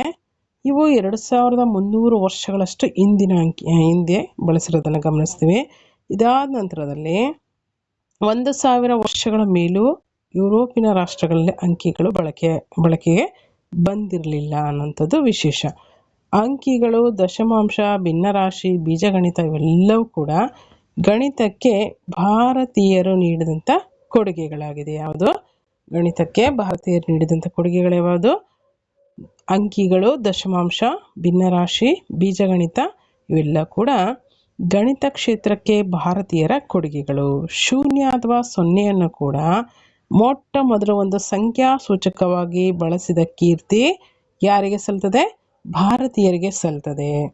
ಸೊನ್ನೆಯ ಬಳಕೆಯಿಂದ ಈಗಾಗಲೇ ಸುಮಾರು ಸಲ ಈ ಒಂದು ಕ್ವಶನ್ ರಿಪೀಟೆಡ್ ಆಗಿದೆ. ಈ ಒಂದು ಸೊನ್ನೆಯನ್ನು ಕಂಡುಹಿಡಿದಂಥ ಕೀರ್ತಿ ಅಥವಾ ಸೊನ್ನೆಯನ್ನು ಬಳಕೆ ಮಾಡಿದಂಥ ಕೀರ್ತಿ ಮೊಟ್ಟ ಮೊದಲನೇ ಬಾರಿಗೆ ಯಾರಿಗೆ ಸಲ್ತದೆ ಅಂತೇಳಿ ಇದು ಭಾರತೀಯರಿಗೆ ಸಲ್ತದೆ. ಹಾಗೆ ಸೊನ್ನೆಯ ಬಳಕೆಯಿಂದ ಲೆಕ್ಕಾಚಾರದ ತೊಡಕು ಬಗೆಹರಿದಿದೆ. ಭೂಮಿ ನೆಕ್ಸ್ಟ್ ನೋಡಿ, ಭೂಮಿ ಗುಂಡಾಗಿದೆ, ಸೂರ್ಯನ ಸುತ್ತ ಭೂಮಿ ಪರಿಭ್ರಮಣಿಸುತ್ತದೆ ಎಂಬಂಥ ವಿಚಾರವನ್ನು ತಿಳಿಸಿದಂಥ ವಿಜ್ಞಾನಿ ಯಾರಪ್ಪ ಅಂದರೆ ಭಾರತೀಯ ವಿಜ್ಞಾನಿ ಆರ್ಯಭಟ. ಆರ್ಯಭಟ ಭೂಮಿ ಗುಂಡಾಗಿದೆ, ಸೂರ್ಯನ ಸುತ್ತ ಭೂಮಿ ಪರಿಭ್ರಮಿಸ್ತದೆ ಅಂತೇಳಿ ತೋರಿಸ್ಕೊಟ್ಟಂಥ ವಿಜ್ಞಾನಿ, ಭಾರತೀಯ ವಿಜ್ಞಾನಿ ಯಾರು? ಆರ್ಯಭಟ ಅಂತೇಳಿ ನಾವು ತಿಳ್ಕೊಬೋದು. ನೆಕ್ಸ್ಟ್ ವಿಚಾರಕ್ಕೆ ಬಂದರೆ ನಾವು ಆಧುನಿಕ ವಿಜ್ಞಾನದಲ್ಲಿ ಈ ವಾದವನ್ನು ಯಾರು ಮತ್ತೆ ಎತ್ತಿಡಿದ್ರು? ಕೋಪರ್ನಿಕಸ್ ಎಂಬಾತ ಈ ಒಂದು ಆಧುನಿಕ ವಿಜ್ಞಾನದಲ್ಲಿ ಈ ವಾದವನ್ನು ಎತ್ತಿಡಿದಾನೆ, ಭೂಮಿ ದುಂಡಾಗಿದೆ ಅಂತಕ್ಕಂಥ ವಿಚಾರವನ್ನು. ಹಾಗೆ ಇವನಿಗಿಂತ 10 ಶತಮಾನ ಹಿಂದಿನವನು ಆರ್ಯಭಟ. ಹಾಗಾಗಿ ಭಾರತೀಯರು ನಾವಿಕರಿಗಾಗಿ ರೇಖಾಂಶ ನಕ್ಷೆಯನ್ನು ಕೂಡ ಉಜ್ಜಯಿನಿಯಲ್ಲಿ ಸಿದ್ಧಗೊಳಿಸಿದ್ರು ಅನ್ನೋದನ್ನ ಇನ್ನೊಂದು ವಿಶೇಷ ಆಗಿದೆ ಅಲ್ವಾ. ನೋಡಿ, ಇವನಿಗಿಂತ 10 ವರ್ಷ ಹಿಂದಿನವನು ಆರ್ಯಭಟ. ಹಾಗೆ ಆಧುನಿಕ ವಿಜ್ಞಾನದಲ್ಲಿ ಇತ್ತೀಚೆಗೆ ಕೋಪರ್ನಿಕಸ್ ಎಂಬಾತ ಏನು ಮಾಡ್ತಾನೆ? ಈ ಒಂದು ಭೂಮಿ ಗುಂಡಾಗಿದೆ ಎಂಬಂಥ ವಿಚಾರವನ್ನು ಎತ್ತಿ ಹಿಡಿತಾನೆ. ನೆಕ್ಸ್ಟ್ ಒಂದು ವಿಚಾರಕ್ಕೆ ಬಂದಂತೆ ನಾವು ನೋಡಿದ್ರೆ ಭಾರತೀಯರ ಇನ್ನೊಂದು ಸಾಧನೆ ಏನಪ್ಪ ಅಂದರೆ ನಾವಿಕರಿಗಾಗಿ ಏನು ಮಾಡ್ತಾರೆ? ರೇಖಾಂಶ ನಕ್ಷೆಯನ್ನು ಎಲ್ಲಿ ಸಿದ್ಧಗೊಳಿಸಲಾಗುತ್ತೆ? ಉಜ್ಜಯಿನಿಯಲ್ಲಿ ಸಿದ್ಧಗೊಳಿಸಲಾಗುತ್ತೆ. ಇದು ಇಂಪಾರ್ಟೆಂಟ್ ಪಾಯಿಂಟು, ಇವುಗಳನ್ನು ಕೂಡ ಗಮನಿಸಬೇಕಾಗತ್ತೆ. ರೇಖಾಂಶ ನಕ್ಷೆಯನ್ನು ನಾವಿಕರಿಗಾಗಿ ಭಾರತೀಯರು ಎಲ್ಲಿ ಸಿದ್ಧಗೊಳಿಸಿದ್ರು? ಉಜ್ಜಯಿನಿಯಲ್ಲಿ ಏನು ಮಾಡಿದ್ರು? ನಾವಿಕರಿಗಾಗಿ ಒಂದು ರೇಖಾಂಶ ನಕ್ಷೆಯನ್ನು ಸಿದ್ಧಗೊಳಿಸಿದ ಕೀರ್ತಿ ಯಾರಿಗೆ ಸಲ್ತದೆ? ಭಾರತೀಯರಿಗೆ ಸಲ್ತದೆ. ಇದಿಷ್ಟು ಅಂಶಗಳು ಪ್ರಮುಖವಾಗಿ ಭಾರತೀಯರು ಈ ಒಂದು ಗಣಿತ ಕ್ಷೇತ್ರಕ್ಕೆ ನೀಡಿದಂಥ ಒಂದು ಕೊಡುಗೆಗಳಾಯಿತು. ನೆಕ್ಸ್ಟ್ ನೋಡಿ, ಇನ್ನೊಂದಷ್ಟು ಭಾರತೀಯರ ಕೊಡುಗೆಗಳಿದೆ, ಅವುಗಳು ಯಾವ್ಯಾವುದು ಅಂತೇಳಿ ನೋಡ್ತಾ ಹೋಗೋಣ. ಪೈಥಾಗೋರಸ್ನ ಪ್ರಖ್ಯಾತ ಪ್ರಮೇಯವನ್ನು ಆತನಿಗಿಂತ 2 ಶತಮಾನಗಳ ಮೊದಲೇ ಗುರುತಿಸಿದ್ದವನು ಭಾರತೀಯ ವಿಜ್ಞಾನಿ ಬೋಧಾಯನ ಎಂಬಂಥ ಭಾರತೀಯ ವಿಜ್ಞಾನಿ ಪೈಥಾಗೋರಸ್ ಏನು ಪ್ರಮೇಯವನ್ನು ತಿಳಿಸಿದಾನೆ ಅದಕ್ಕೂ ಬಿಫೋರ್ 2 ಶತಮಾನಗಳ ಹಿಂದೆನೇ ಭಾರತೀಯ ವಿಜ್ಞಾನಿ ಬೋಧಾಯನ ಎಂಬಂಥವನು ವಸ್ತುವಿನ ಅವಿಭಾಜ್ಯ ಕಣವಾದ ಅಣುವನ್ನು ನೋಡಿ, ಒಂದು ವಿಷಯ ಕ್ಲಿಯರ್ ಆಗುತ್ತೆ ಇಲ್ಲಿ. ಏನು ಅಂದರೆ ಪೈಥಾಗೋರಸ್ ನಿಯಮವನ್ನು ಹೇಳಿದಾನೆ, ಅದು 2 ವರ್ಷಗಳ ಮೊದಲೇ ಗುರುತಿಸಿದವನು ಯಾರಪ್ಪ ಅಂದರೆ ಭಾರತೀಯ ವಿಜ್ಞಾನಿ ಬೋಧಾಯನ. ನೆಕ್ಸ್ಟ್ ಇನ್ನೊಂದು ವಿಚಾರವನ್ನು ಗಮನಿಸಿದರೆ ವಸ್ತುವಿನ ಅವಿಭಾಜ್ಯ ಕಣವಾದ ಅಣುವನ್ನು ಕಣಾದ ಎಂಬಂತಹ ಭಾರತೀಯ ವಿಜ್ಞಾನಿ 27 ಶತಮಾನಗಳಷ್ಟು ಹಿಂದೆನೇ ಪ್ರತಿಪಾದನೆ ಮಾಡಿದಂತೆ. ಇದು ಇನ್ನೊಂದು ವಿಚಾರ ಗಮನಿಸಿ, ಭಾರತೀಯರ ಇನ್ನೊಂದು ಸಾಧನೆ ಇದು. ನೆಕ್ಸ್ಟ್ ಕಣದ ಯಾರು? ಈ ಒಂದು ವಸ್ತುವಿನ ಅವಿಭಾಜ್ಯ ಕಣವಾದಂಥ ಅಣುವನ್ನು ಕುರಿತಾಗಿ ತಿಳಿಸಿಕೊಟ್ಟಂಥ ಭಾರತೀಯ ವಿಜ್ಞಾನಿ ಎಷ್ಟು ಶತಮಾನಗಳ ಹಿಂದೆ? 27 ಶತಮಾನಗಳಷ್ಟು ಹಿಂದೆನೇ ಇದನ್ನು ಪ್ರತಿಪಾದನೆ ಮಾಡಿದಾನೆ ಎಂಬಂಥ ಅಭಿಪ್ರಾಯಗಳು ಕೂಡ ಇದರ ಬಗ್ಗೆ ಇದೆ. ನೆಕ್ಸ್ಟ್ ನೋಡಿ, ಭಾರತೀಯರು ಪ್ರಾಚೀನ ಕಾಲದಿಂದಲೂ ಕೂಡ ಉಕ್ಕನ್ನು ತಯಾರಿಸಿದ್ದರು ಎಂಬಂಥ ಒಂದು ನಂಬಿಕೆಗಳು ಕೂಡ ಇದೆ. ನೆಕ್ಸ್ಟ್ ಒಂದು ಪಾಯಿಂಟ್ ನೋಡಿ, ನೌಕಾ ನಿರ್ಮಾಣ ವಿಜ್ಞಾನದಲ್ಲಿ ಭಾರತೀಯರು ಪ್ರಥಮ ಸ್ಥಾನದಲ್ಲಿದ್ದರು. ಗುಜರಾತಿನ ಸೂರತ್ ಅತಿ ದೊಡ್ಡ ನೌಕಾ ನಿರ್ಮಾಣ ಕೇಂದ್ರವೆಂದು ಪ್ರಸಿದ್ಧಿಯನ್ನು ಪಡೆದಿತ್ತು. ಭಾರತೀಯರು ಮುಂಗಾರು ಮಾರುತಗಳನ್ನು ಗುರುತಿಸಿದ ಮೇಲೆ ಪ್ರಪಂಚದ ನೌಕಾಯಾನದ ವೇಗ ಇನ್ನಷ್ಟು ಹೆಚ್ಚಿತು ಅಂತ ಅಂಶಗಳನ್ನು ನಾವು ಒಂದಷ್ಟು ಅಭಿಪ್ರಾಯಗಳನ್ನು ನಾವಿಲ್ಲಿ ಗಮನಿಸ್ಬೋದು. ಹಾಗೆ ನೋಡಿ, ಯೋಗಶಾಸ್ತ್ರ ಮತ್ತು ಸಂಸ್ಕೃತವು ಭಾರತೀಯರ ಒಂದು ಕೊಡುಗೆಗಳಾಗಿದೆ. ಯಾವುದು?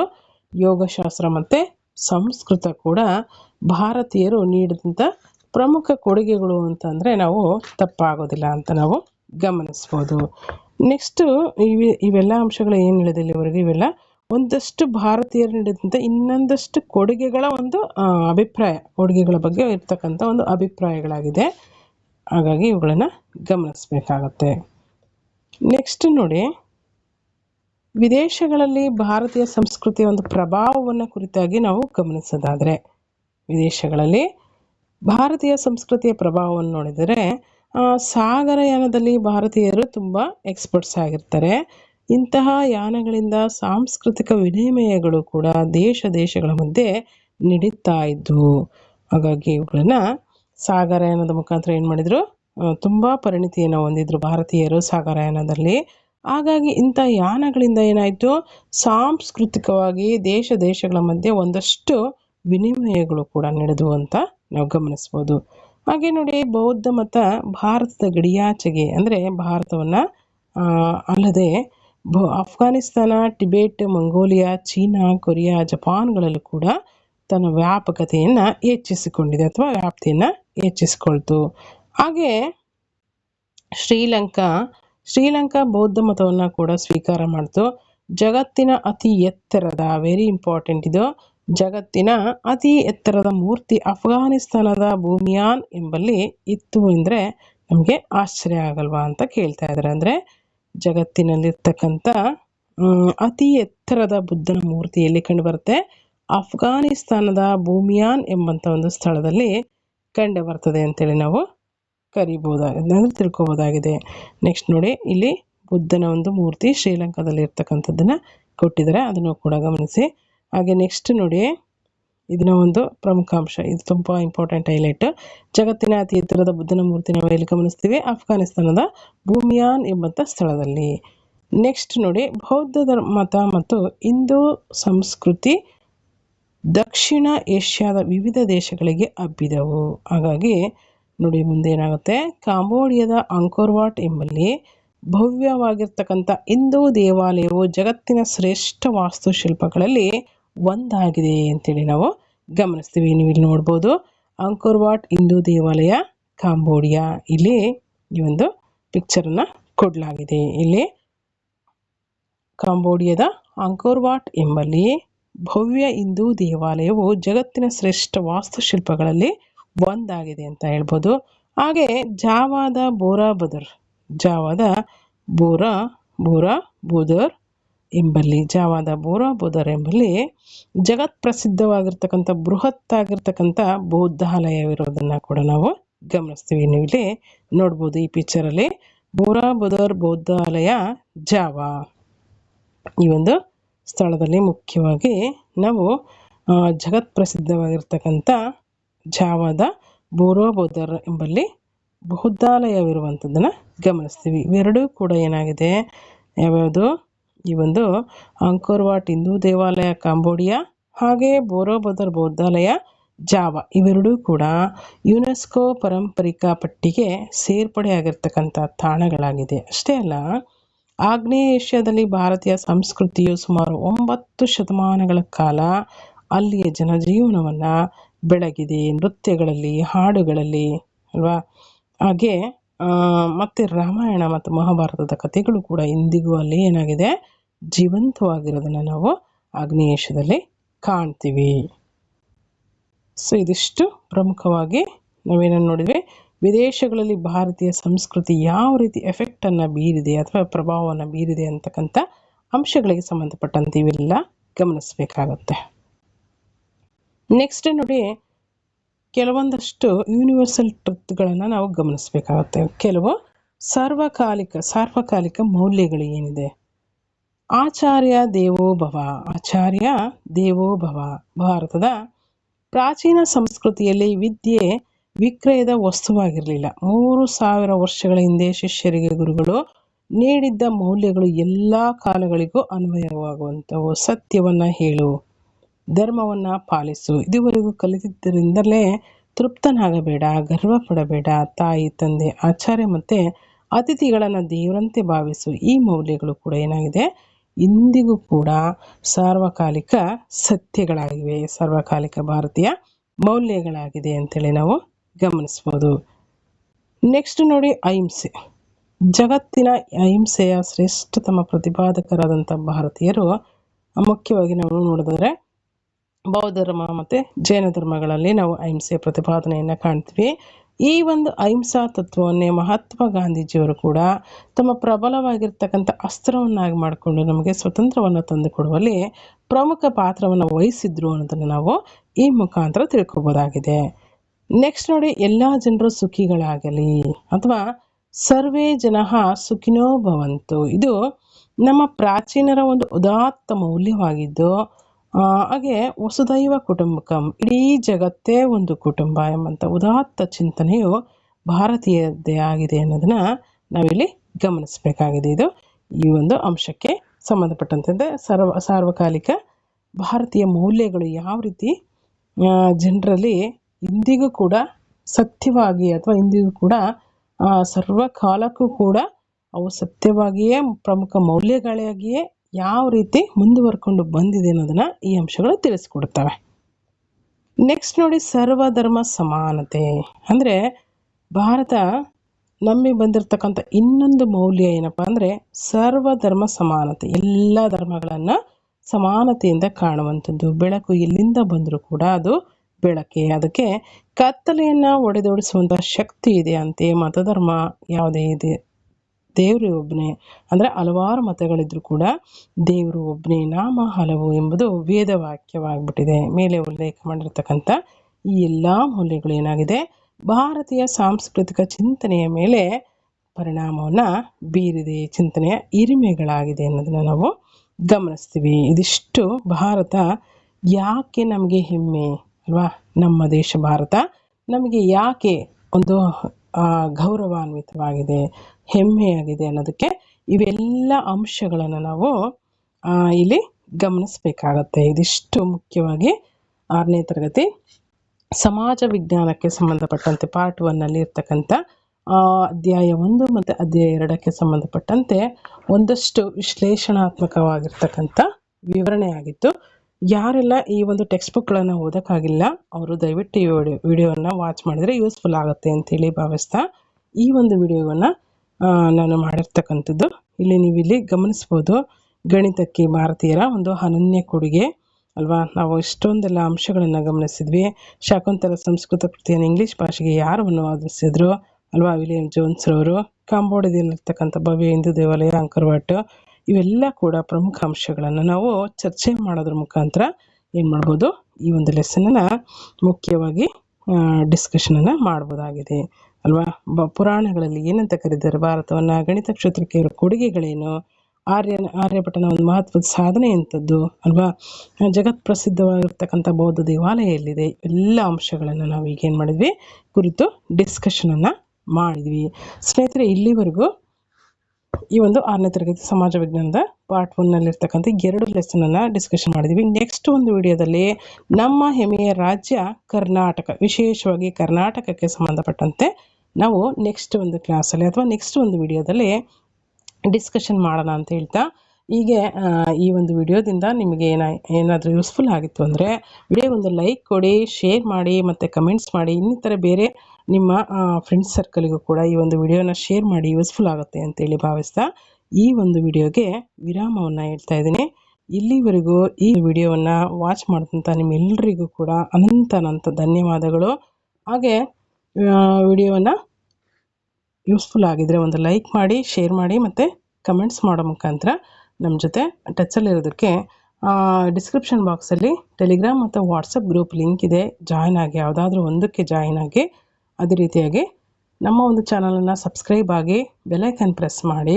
ಟೀಚರ್ ಎಕ್ಸಾಮ್ಗಾಯಿತು, ಇನ್ನಿತರೆ PU ಕಾಲೇಜ್ ಲೆಕ್ಚರರ್ ಅಥವಾ ಡಿಗ್ರಿ ಕಾಲೇಜ್ ಲೆಕ್ಚರರ್ ಅಥವಾ VA ಆಗಿರ್ಬೋದು, PA PSI, Morarji teacher exams ಆಗಿರ್ಬೋದು, ಇನ್ನಿತರ ಬೇರೆ ಬೇರೆ ಸ್ಪರ್ಧಾತ್ಮಕ ಪರೀಕ್ಷೆಗಳಿಗೆ ಸಿದ್ಧತೆಯನ್ನು ನಡೆಸೋರು ಎಲ್ರಿಗೂ ಕೂಡ ಈ ಒಂದು ವಿಡಿಯೋದಿಂದ ಯೂಸ್ಫುಲ್ ಆಗುತ್ತೆ. ವಿಶೇಷವಾಗಿ GK ಪೇಪರ್ನಲ್ಲಿ ಇರ್ತಕ್ಕಂಥ ಟೀಚರ್ ಎಕ್ಸಾಮ್ಸಲ್ಲಿ ಇರ್ತಕ್ಕಂಥ ಫಸ್ಟ್ ಪೇಪರ್ GKನಲ್ಲಿರ್ತಕ್ಕಂಥ 5ರಿಂದ 6 ಟಾಪಿಕ್ಸು ಈ ಒಂದು 6 to 10th ಬೇಸಿಕ್ ಬುಕ್ಸ್ಗಳನ್ನು ಓದೋದ್ರಿಂದ ಅಲ್ಲಿ ಕವರ್ ಆಗುತ್ತೆ. ಸೊ ಹಾಗಾಗಿ ಇವುಗಳನ್ನೆಲ್ಲ ವಾಚ್ ಮಾಡಿ ಅಂತ ಹೇಳ್ತಾ ಈ ಒಂದು ವಿಡಿಯೋಗೆ ವಿರಾಮವನ್ನು ಹೇಳ್ತಾ ಇದ್ದೀನಿ. ಈ ಒಂದು ವಿಡಿಯೋವನ್ನು ವಾಚ್ ಮಾಡಿದಂಥ ಎಲ್ರಿಗೂ ಧನ್ಯವಾದ. ಜೈ ಹಿಂದ್, ಜೈ ಕರ್ನಾಟಕ ಮಾತೆ. Thank you one and all.